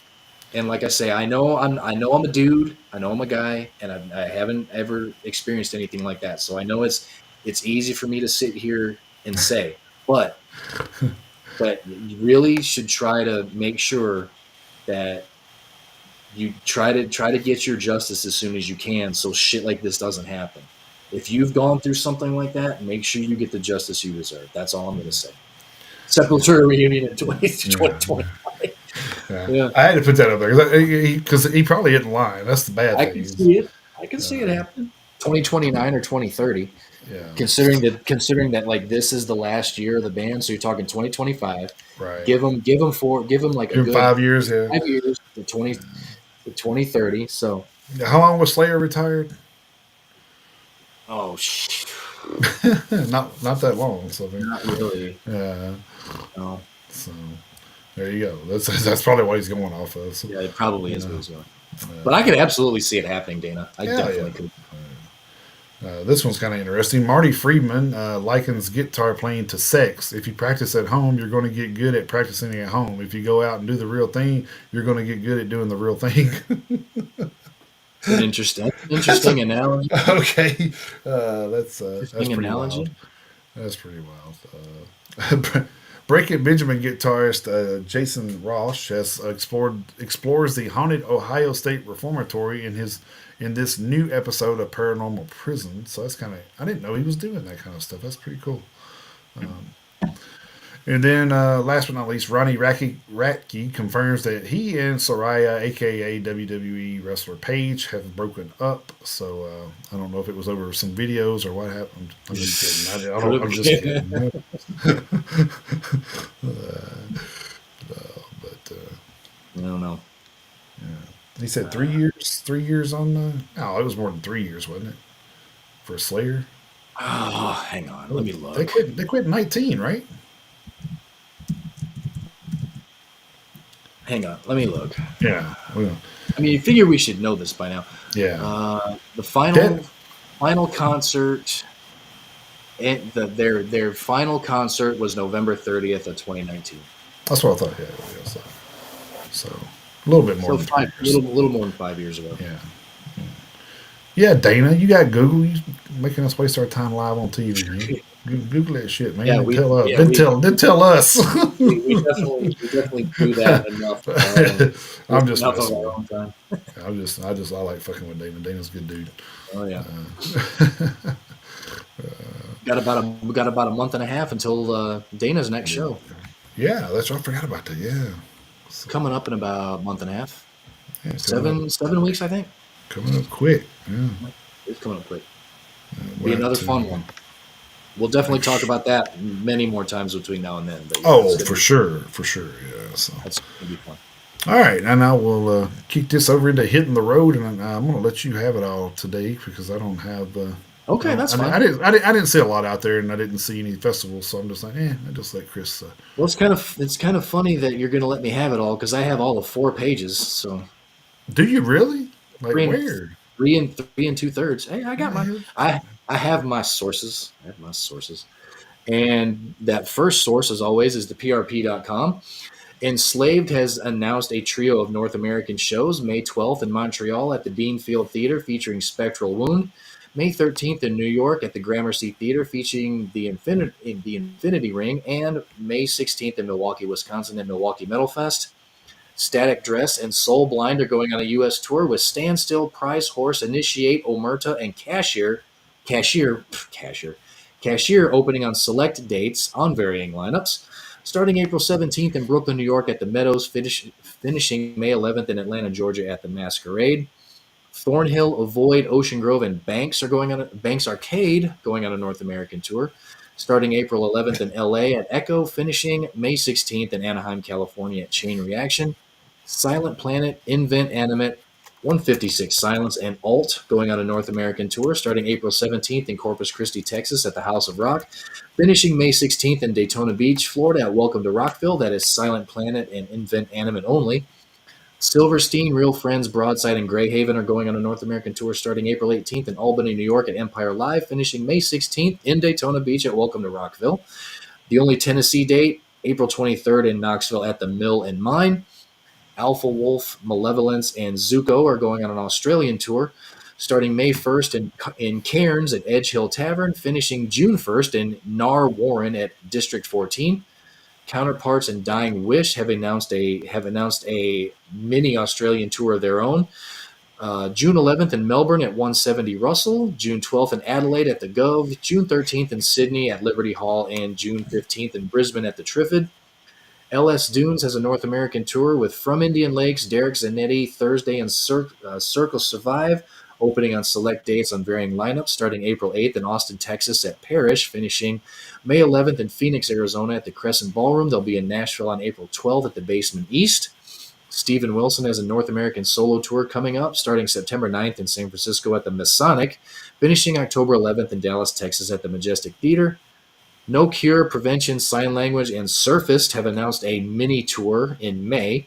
May 15th in Springfield, Illinois at Dumb Records. May 16th in Kansas City, Missouri at Record Bar. May 17th in Memphis at High Tone. And May 18th in St. Louis at Off Broadway.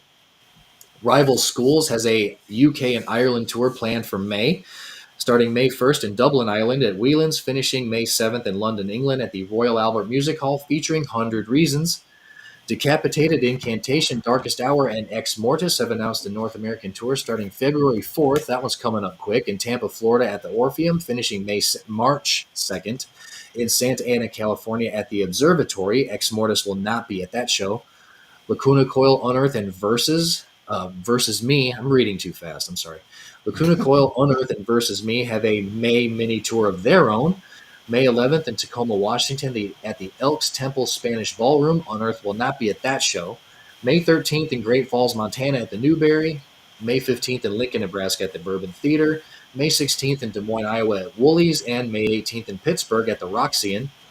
Of Mice and Men and Until I Wake and Gore are going on a U.S. tour starting May 6th in Dallas, Texas at Echo Lounge, finishing May 24th in Pittsburgh at Mr. Small's Theater.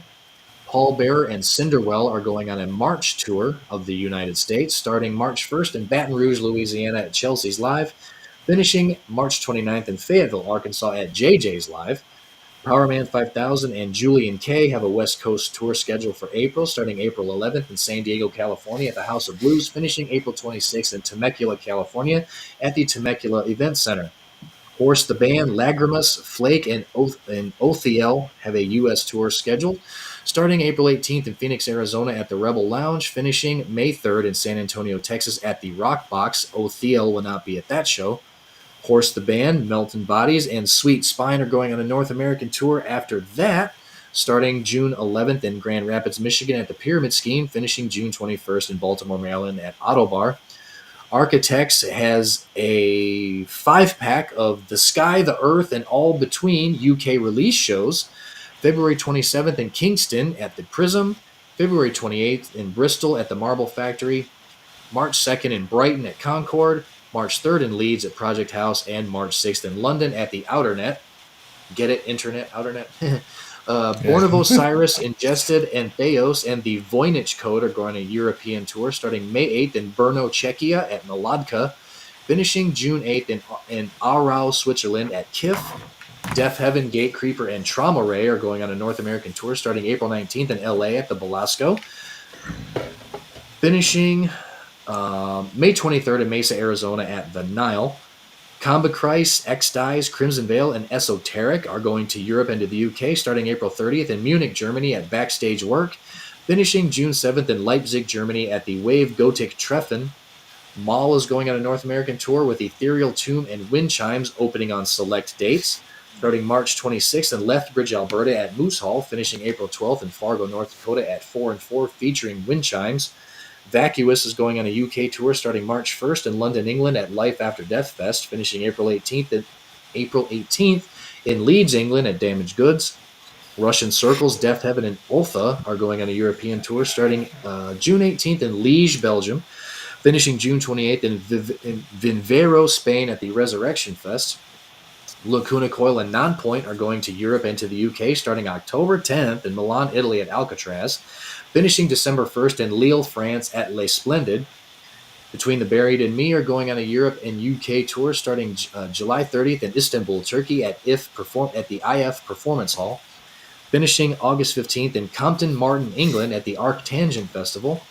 Drain and One Step Closer have a quartet of Australian and New Zealand shows coming up. March 6th in Sunshine Coast, Australia at Kings Beach Tavern. March 12th in Hobart, Australia at Alter. March 14th in Wellington, New Zealand at San Fran. And March 15th in Auckland, New Zealand at Neck of the Woods. Dance Gavin Dance, the home team dwellings in Belmont, who will be replacing CU Space Cowboy, who is all but broken up at this point, are going on a North Yeah. American tour. Starting May 23rd in Philadelphia at the Fillmore, finishing June 29th in San Diego at Soma.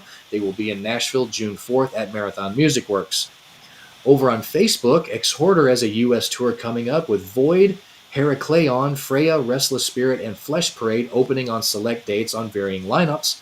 Starting March 11th in Indianapolis, Indiana at Black Circle. And this one I may try to go see March 30th in Nashville at the Cobra.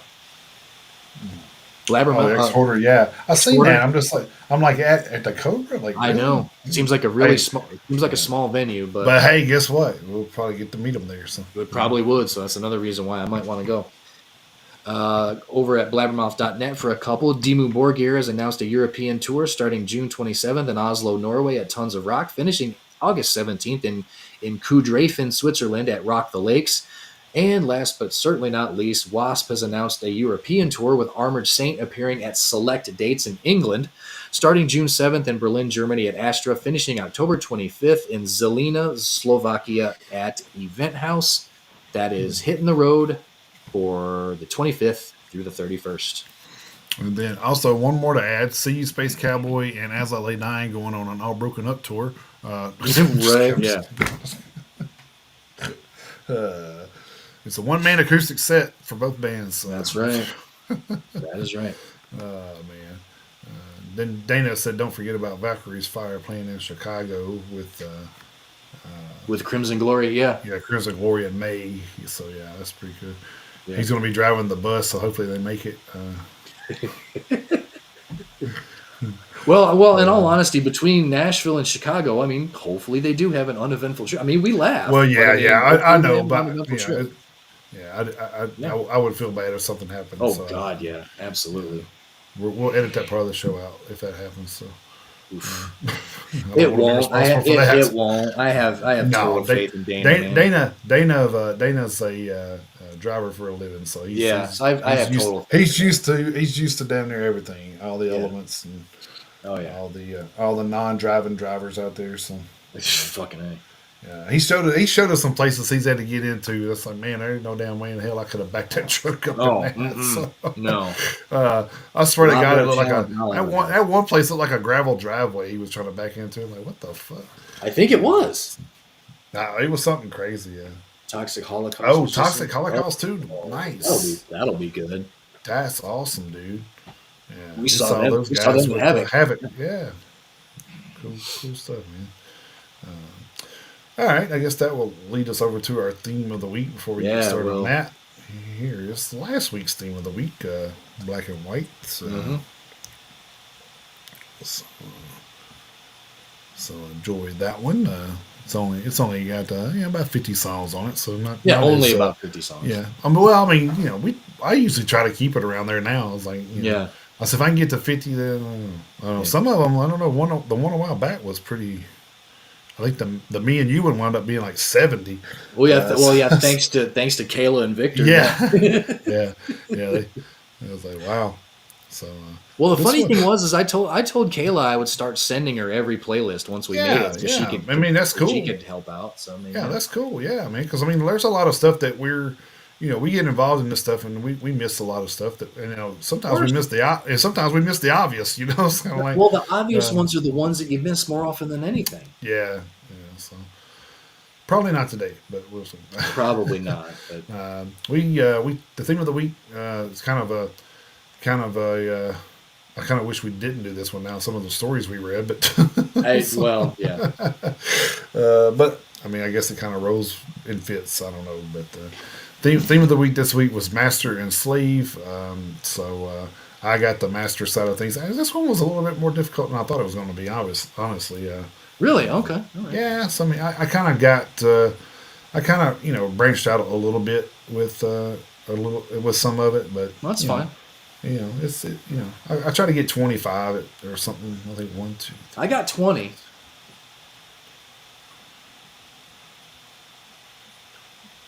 23. I got 23. So so Well, it's not well, bad. I So have it's already starting out not to be a bad playlist. So yeah. I've got 23. Technically, I have 22 because I have 3 creator songs, but I mean, it's oh okay. well, I mean, hell, it doesn't matter. No, Like so then there, and if I know a couple of slave songs I ran across doing my side of it, so I'm just like, man, if you don't get those, I'll add those. So yeah. I kind of wrote them down on the side over Of here. So course, that's the thing. Is like once every we do our list on the show, but that doesn't mean it's going to be the final list when everything is all done. right, because I think of stuff for his side, and he thinks of stuff for my Same. side. So Yeah. so we're adding stuff to each other's side. So, Absolutely. but it kind Dana, of keeps us. It kind of keeps us from doubling up. So that's why we decided to do this blank and blank. It's been fun to do yeah, it this week. Dana, have a good one, buddy. yeah, man. We'll see you, Dana. Appreciate you stopping by, man.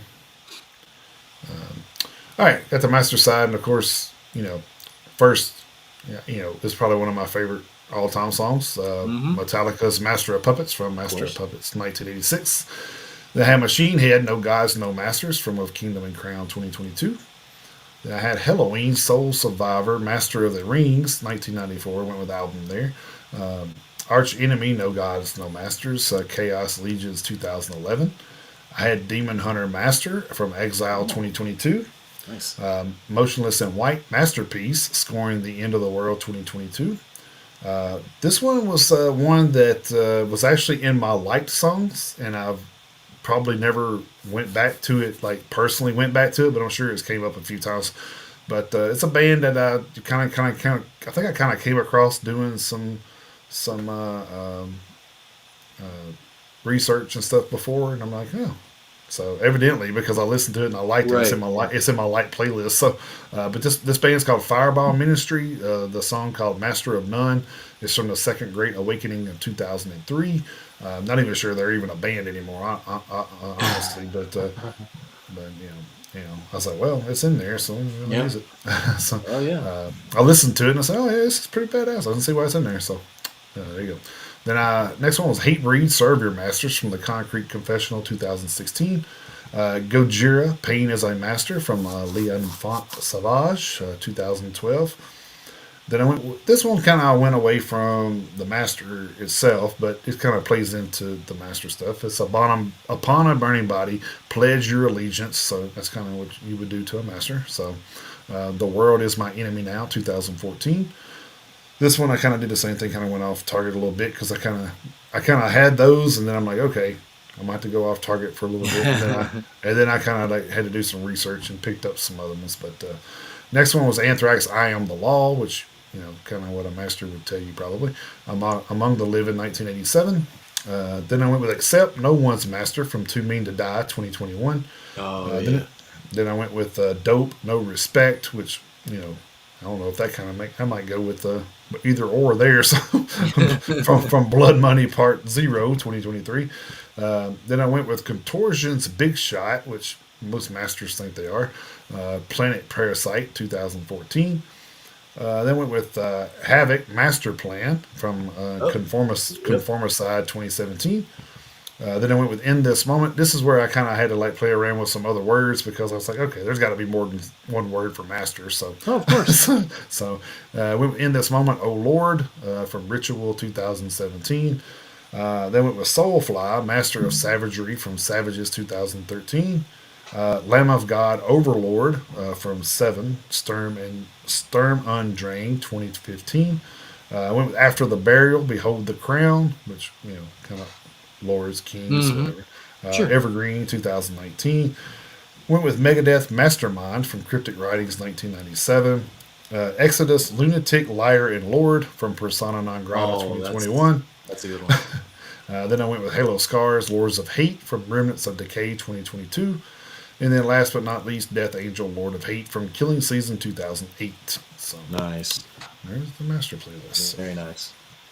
All right. Well, for my half of the playlist this week, I had the slave portion, leading off with a few obvious ones. My first one, "Slave to the Grind" by Skid Row off the album of the same name from 1991.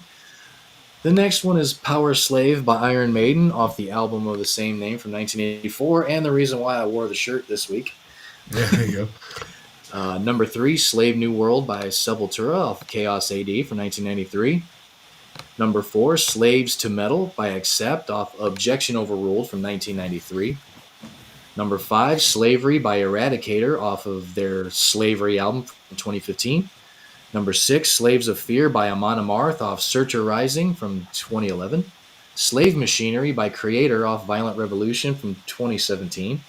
Slaves of Yesterday by Arch Enemy off Doomsday Machine 2005. Punish and Enslave by Hammerfall, No Sacrifice, No Victory 2009. Servant of the Beast by Destruction off Diabolical from 2022. From the Cradle to Enslave off Cradle of Filth by Cradle of Filth off the album of the same name, which was an EP of the same name from 1999. Slave Hive Meltdown by Avatar off Thoughts of No Tomorrow from 2006.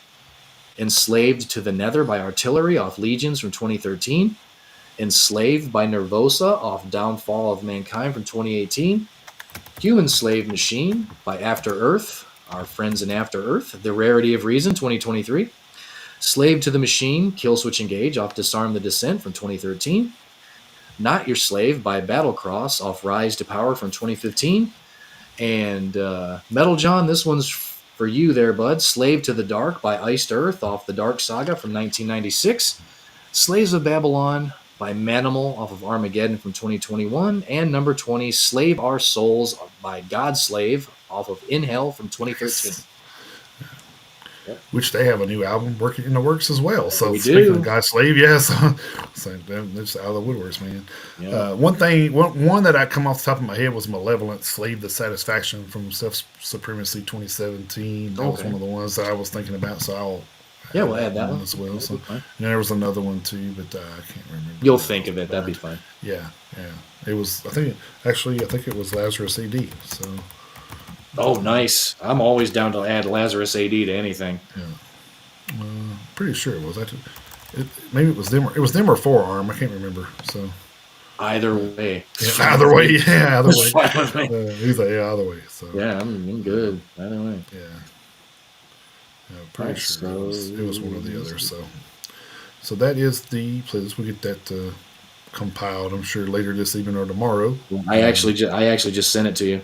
You already sent it to me? Yeah, that was one of the things I did before the show tonight is I made sure I actually started the playlist, but I didn't want to send it to you because I didn't want to give it away. Yeah, right. Yeah, he don't want me to see his side yet, so. I didn't want to give it away. So there you go. All right. But yeah, it's gonna be a good one. Oh, for sure. It'll be a good one. All right. So with that being said, we will remove this one before we get into our album reviews here. And this one is this week's new. There's our new music from this week. So man, there was a lot of new music this week, man. Yeah, there was. We got a new All That Remains album this week. So which I'm gonna listen to that this week. Yeah, the new Never Fade, which we talked about a couple weeks ago. Oh, we knew that was coming. So it's so good. A new Confess album, which if you follow that band, they're a pretty unique story. So if you want to listen to that one, you don't even like that. If you don't even like that band, go watch that documentary, dude. It is so wild, man. It's a great comeback American story. So of course we had a new Saliva album, which kind of surprised me. I was like, oh shit, Saliva. Yeah. So, new Ginger single, new Epica single, new Caliban, new Within Destruction, new Saxon. New Saxon that's on there. The Saxon was a new video. Well, new video, but old album. Yeah, last year's album. The album was last year, but it's still a new music video. Still new singles, so yeah. Still a good album too. The Saxon, it's still good. And we had August Burns Red as well with a new single there. So much stuff. Pretty cool stuff, man. So, too much music, not enough time. Yeah, and that song actually features Adam Dudkowitz from Killswitch Engage. So there you go. Good deal. All right, so we'll bring us into album reviews. This week, I listened to Great American Ghost: Tragedy of the Commons. They're a metalcore band formed in 2012 and hailing from Boston, Massachusetts. Another one of those northeastern That's bands, right. man. Man, that northeast section just, man, it's always on fire, dude. They Like, got it covered. yeah, they got some amazing music up there to be such a small area. Hmm. So, uh, you would think California and New York, stuff like that. No, man, Boston, Mass, and you know, a Philly. lot of New York, not New York, and a lot of Philly too. But still, it's crazy. You would think the bigger stuff out in L.A. and stuff like that, but no. Yeah. And it is Don't there, but don't. yeah, it's Well, yeah, not you just don't. I mean, we for some reason we just don't wind up covering it as much. I mean, we kind of go into these things blind most of the time, so it's kind of yeah. It's the this best way to one. do it. Yeah, I mean, this one was kind of blind this week because I usually listen to singles that I put onto the playlist. I'm like, I'll check that one out. That sounds pretty cool, but because I kind of get a kind of get a first feel, and Chris doesn't. He don't really get that unless he wants to listen to the stuff if I put it out early. But he could always do that and be like, oh, I like this one, or you know. Which sometimes I wish he would, because sometimes I hear something like, "Oh, I wish he would review that," because I kind of want to know what he thought about it. Well, I So, mean, if uh, you want it bad enough, just give me a heads up because yeah. I mean, I try to do these Well, 100% I blind. just think because the thing is like some of it's kind of power metal or symphonic, and I'm like, ooh, I like that song, but I wonder what the album's like, and then I'm like, that's not really my area of expertise. So I'd love to know what Chris thought about it more than if you got somebody that because I would think that you would want to be like, hey man, what do you think about this metalcore band? Because Right, that's kind of like my second nature. right. Thrash, we would both be like, hey, did you see that? Oh fuck Yep. yeah, we already know. So I Yeah. think when X Hoarder come out with that album, we were both like, "You heard it yet?" Oh yeah, both of us had Okay. already heard. We'd already heard it by 9 o'clock in the morning. So, We did. it's like, Yeah, we did. uh, so it was pretty funny. Yeah, we did. But anyway, current members are Ethan Harrison on vocals, Nico Gasparini on guitars and vocals. I guess he does the cleans or screams or whatever he does on his end, I guess. Right. Uh, Joey Perron on bass, and then Davier Perez on drums. This one is the band's fourth full length release. It's 11 songs, 42 minutes and 54 seconds in length, so about average. Hmm.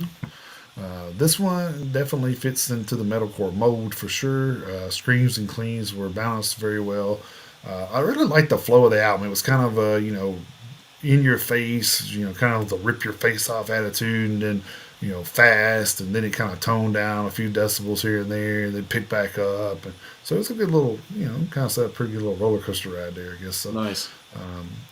perfectly placed guitar breakdowns, because I think that's one of the things I like about metalcore is they do some amazing guitar breakdowns in some of the songs. It's pretty wild.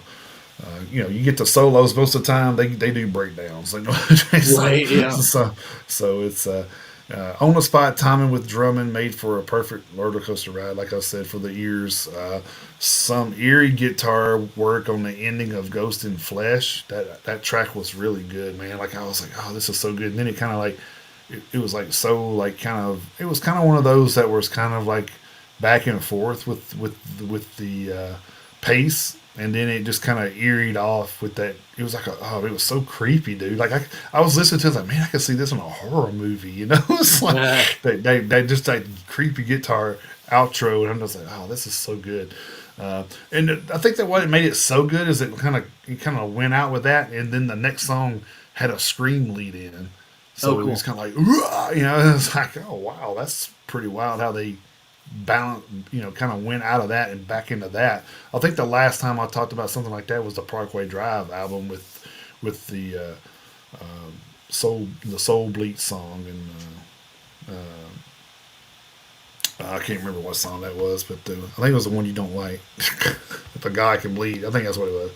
If a guy can bleed, then when in the Soul Bleach. Oh, So I'd have to go back and listen to that album yeah, to I'm pretty. to remember exactly. But Yeah, I'm actually, pretty. the last Parkway Drive album was really good. Actually, Yeah, I that was was a good impressed. one. Um, I'm kind of wanting to look at it now. See, it was yeah. If a guy can bleed, and it kind of like if a guy can bleed, it'll bleed you out. And it kind of like and it said just like, and it ended, and then the next song went poison. poison. Yeah, it's like Yeah. what? I thought it was the same song for a minute. I'm like, what the hell just happened? Yeah. But yeah, they kind of did the same thing. They kind of like went out with the guitars and then like, "Hurrah!" And I'm like, oh shit, Right. is this the same? Like, is this the same? I had to look, say, is this the same song? I'm like, wow, that's crazy. But it was just kind of a lead in and lead out into a lead in. It's pretty wild. I love that though because it keeps you guessing. Keeps you thinking. Metalcore is actually really good at that.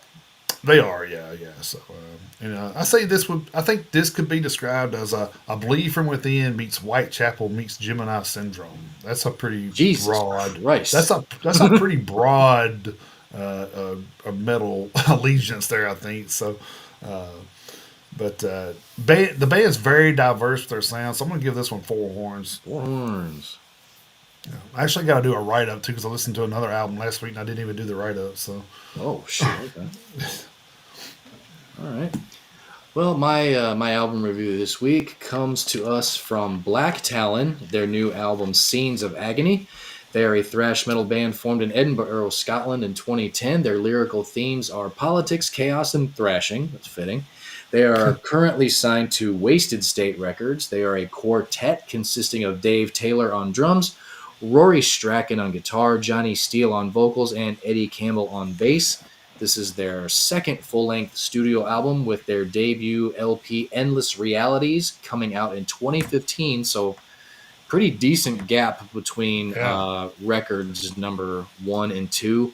Let me take a I should have made a note of this, but I'm wanting to say that before that all they had were singles.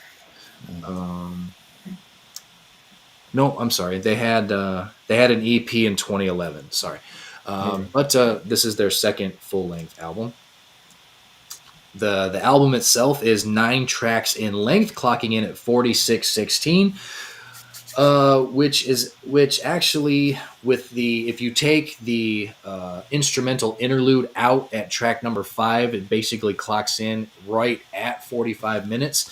The album starts off nice enough, nice little gradual lead in. There's no separate intro. So Scenes of Agony, the title track, nice little calm lead in before the guitars kick in and the first verse takes off. Very very up tempo album as you would expect. Almost a little too busy. The first track, that was actually the first impression that I got, was that they were trying to do a little too much with the tempo that they chose. Even though it's an up tempo song, it was almost like they were trying to cram too many notes in to the tempo that they chose. They cleaned that up pretty well as the album went on. Track number 3, Isolation, was an interesting one because it kind of reminded me a little bit of, and I referenced this song when we were talking to Lassie the last time. It kind of reminded me of Davidian by Machine Head because it's a 9 minute and 14-second song, which is a long song for a thrash band, but Yeah. it kind of reminded me of Davidian because it's like 3 separate songs in one. The way they have everything, the way they have the composition broken up. Like I say, track 5 is the instrumental interlude. The cool part about the instrumental is there's a teeny tiny little part of the interlude that they use in the introduction of track number 6. So that was kind of cool. I don't think the two necessarily went together, but they kind of took the one little ingredient out of the interlude and they added it to track number 6. Track number 8, The Bastard Game, is another song that's super duper long. It's like 7 minutes and 58 seconds. So a couple of really long songs for a thrash band. Uh, the the guitar solos were really well done. I mean, the drumming was absolutely phenomenal. The one thing that kind of got me about this album is there were a couple of times, and I couldn't make notes of it at the time because I was listening in my truck, but I made sure that the first time I heard it, I made a note of it in my head to listen for it again, and it happened at least 3 times where there were some very very strange tempo changes as far as where they decided to change the tempo. Usually like tempos will change between like verse and chorus, chorus and verse. coming out of, going into or coming out of a solo, something like that. There were 2 or 3 times where they decided to change tempo and time, like right in the middle of a lyric or right in the middle of like one line. And I was like, why the hell did they do that there? So Yeah. it was a couple of times where, and it was actually pretty bad for me to be able to notice it more than once. It was actually I was actually surprised that it happened more than once and for it to be as obvious as it was. So I was like, ooh, that was actually pretty bad. So it happened. It did it. I was like I say, I was surprised. It's like that was an awful tempo change. Why did they decide to Yeah. do it there? I think the song that I listened to, I was kind of like the first song I listened to put on, like I was going to put it on the playlist, and I was like, I think that's what it kind of did, and I was just like, wow, Yeah, that's so odd. I'm not exactly sure why they decided to do what they did where they did it, because like I say, it's out of the ordinary. Just like right in the middle of like the singer singing something, and you decide to like completely change tempo. Hmm. I don't know. It didn't really. It was too obvious and jarring the way they did it when they did it. So Yeah, I mean, makes so sense. so So, it was kind of distracting the couple times that it happened, but overall good album. I'm gonna give it 3.5 horns this week. cool. All right. So, what's the list look like for next week's? Well, it's not short. I'll say that. It's Well, not. they're gonna get longer from here Yeah. on out, I think. So, Well, the funny thing is it's not nearly as long as this week's list, but it's mhm. definitely not short. But as always, over at heavymusichq.com, looking forward to Friday, February 7th, leading off with 16, which is the number 16 in parentheses. So I don't know if they pronounce it different. I don't know. It's weird. 16 with Guides for the Misguided. We have Burlisle with Nourishing the Disaster to Come, Bikini Beach with Cursed, Black 44 with Bloodlines, Corpsing with Viewing the Invisible, that's an EP, Days of Jupiter with The World Was Never Enough, Dead Air with Elements, that's an EP, The Defect with Death Times Destiny. We have Dial with Evave, Dodsang Temple with Moore's Vincit Omnia, Dream Theater with Parasomnia.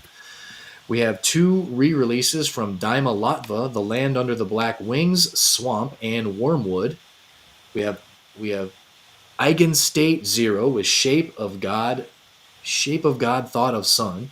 We have Arab, not Arab Altor with Halsing Morker, Fox with Wish Defense, Fumes with Skeletal Wings Threshold. We have Fuzz Populi with Melting Pop, Ghost Hollow with Examinations of the Heart, Gin Lady with Before the Dawn of Time, Giassi with Here Comes the Good Stuff, Inborn Suffering with Pale Gray Monochrome, Ginger with Duel, the aforementioned Ginger, Juliet's Not Dead with King and Queen, Marco Hiatala with Roses from the Deep, Midlife Crisis was 45 turns 33, if only it worked that way, Oh Neuro yeah. Strike with Neon Uprising, Neverland Ranch Davidians, which is a great fucking band name. Neverland Ranch Davidians. Oh my god. Shout It on the Mountain. Noctambulist with Noctambulist 2 Daydream. Norilsk with Antipoli. Obscura with Asonication. Open Casket with Trials of Failure. Pathogenic with Crowned in Corpses.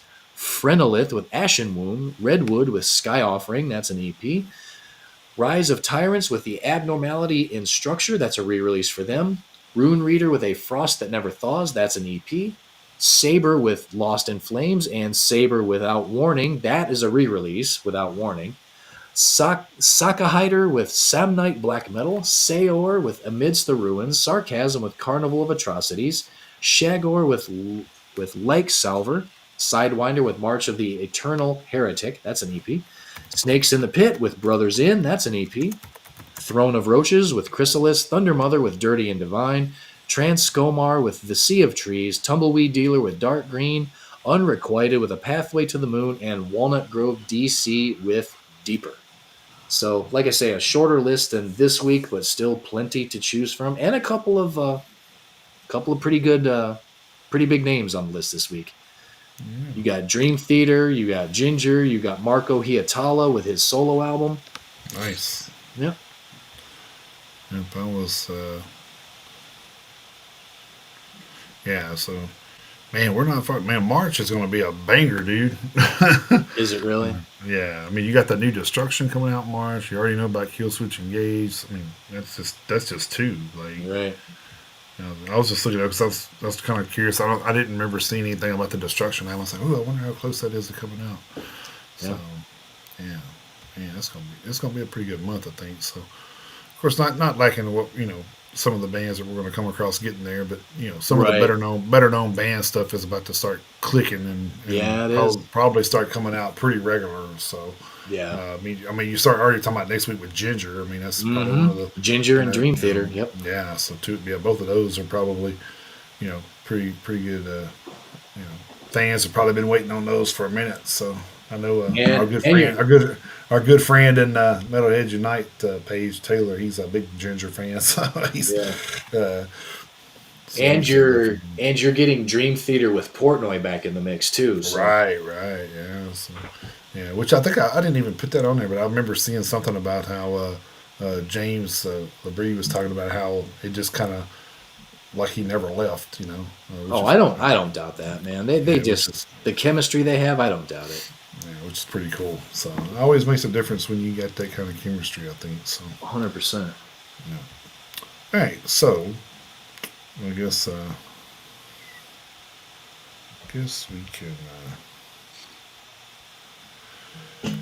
I guess we can go into a little bit of an announcement. I'm not going to tell you a whole lot, but just to say we won't be here Friday next week. We will be here Saturday morning Yep. at 10 a.m. because we do have another guest on the show from Overseas. overseas. So it's always better to do a Saturday morning show with those guys, so they're not up at 5 o'clock in the morning trying to get to our 10 o'clock show. Which Hey, some of them's like, okay, we'll do it. I'm just like, man, I feel bad making y'all do that, but and I guess some people just rather go ahead and get it over with and out the way yeah. than you know.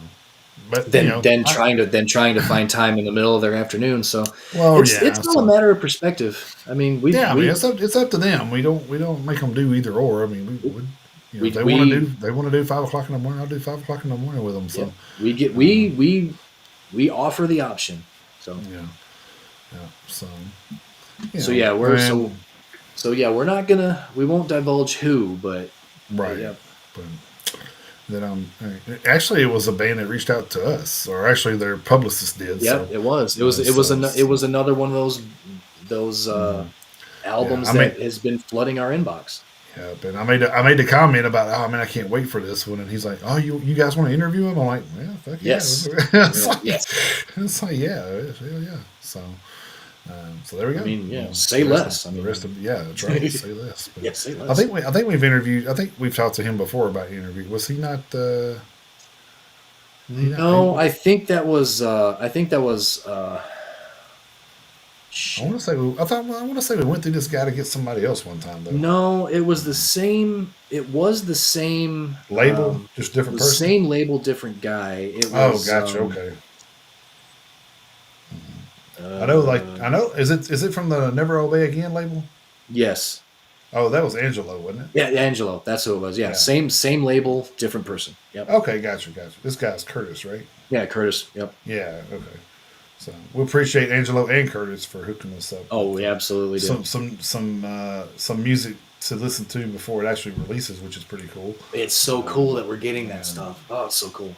yeah, so we get a little bit of a and two, I think it helps us because it gives us an edge for this show because we can be like, okay, we listened to this also. What did you think? What I think? We both listened to it. You know what I mean? So it's an Yep. extra. It actually creates an extra album review for both of us. It does. So which is pretty cool. And then, with us both being able to listen to it like that, it kind of puts it on both of our radars for the end of the year stuff too. Because a Right. lot of times neither one of us get to go back and listen to the others.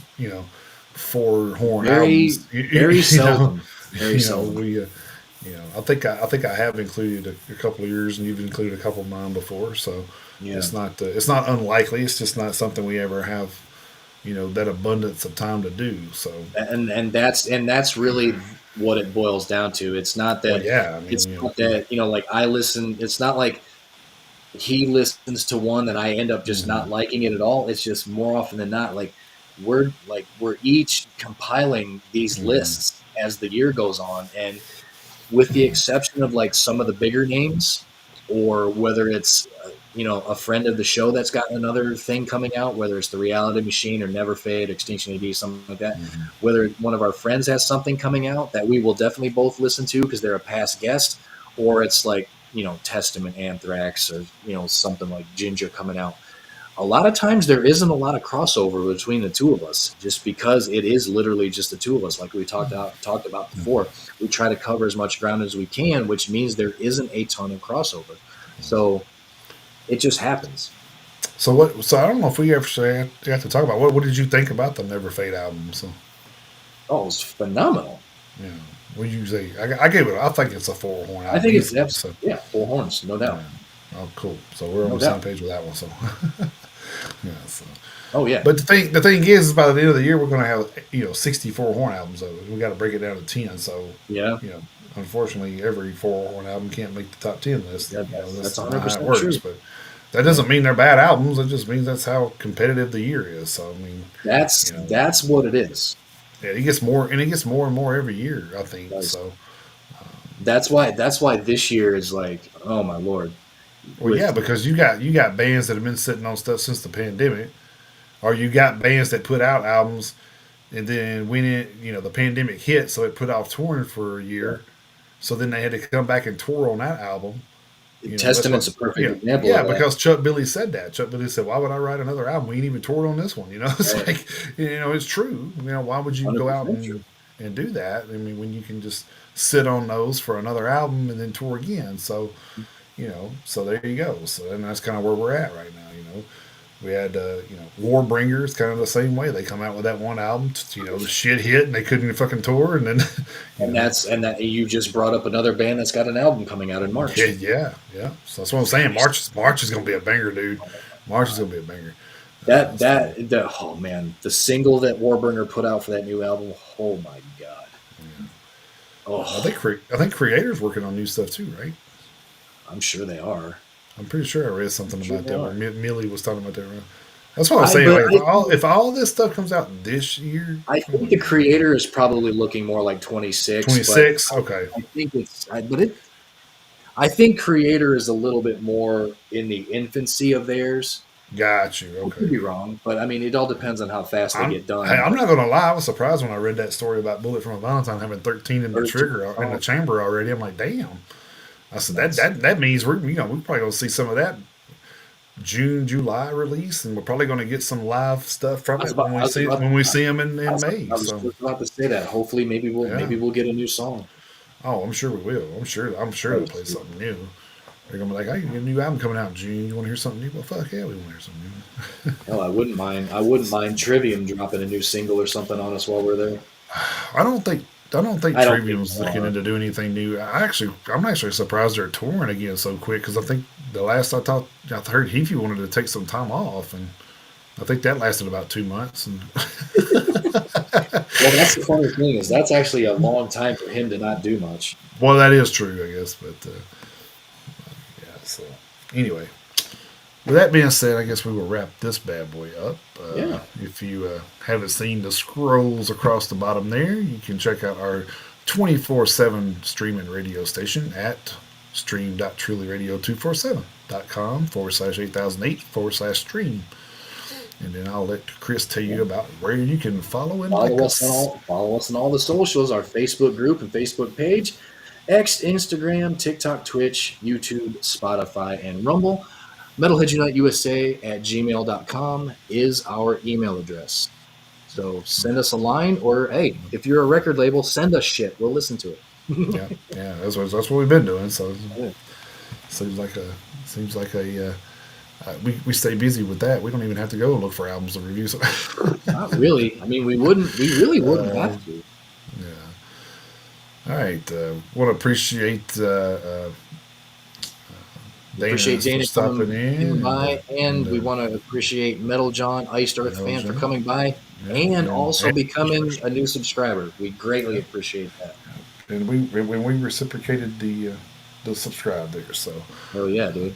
Like he has some pretty cool stuff going on over there too. And I forgot to ask you if you want to do show and tell tonight. But I guess we will follow that back up whenever we do this Oh again. yeah, So yeah, that's fine. that's one of the things we try to start doing, and then I forget because it's kind of one of the things we just kind of started doing out of the blue, and uh, Yeah. we've gotten it in a couple of times, but I forget most of the time. So we'll have to remember to do that next time we're on I'll make a note of it or doing something. this one. But hope so far the next 2 weeks are looking like interviews. I don't know about the week after next yet, but so it's pretty much looking like that might be Potential. yeah, potentially the week after. I don't know. They may want to do it next Friday. I might have to do two next week. Maybe. Hope not, but that's all right. If we do, we do. I mean, I'm all for it, I guess. So, Yep. all right. Well, that being said, guys, thanks for stopping by with us. Hopefully, you'll be back here next Saturday morning at 10 a.m. Central Standard Time, where we have a Yep. special guest coming live here from overseas. So tune in and follow our socials if you want to know who that is, because we'll start posting on Monday Yes, we and will. advertising for that. So, Yep. and if you're in our Facebook groups and stuff, I'll set up the. Actually, I'm gonna set up the studio when we leave here, so I can email it over to them. So I have Oh that yeah, yeah. way in advance, so they Yep. can work that out. So in case something happens and the dates don't work, we can kind of work with it. So Oh yeah, that'd be fun. because we are talking about a PR guy setting up stuff for the band. So, the band be like, "What the fuck are you doing, man?" Right. Like, Yeah. anyway, uh, anyway, appreciate you guys. Hopefully, we'll see you back here next Saturday for the band interview. And also check out all of our older interviews over on Spotify and YouTube. Um, Rumble. those are Rumble, those three places for sure. I don't know how far back we can go on Facebook Live and stuff, but I know they are at Mhm. those three places all the time. Yep. So, so anyway, till next week, keep those horns held high. Jump in that pit anytime you can.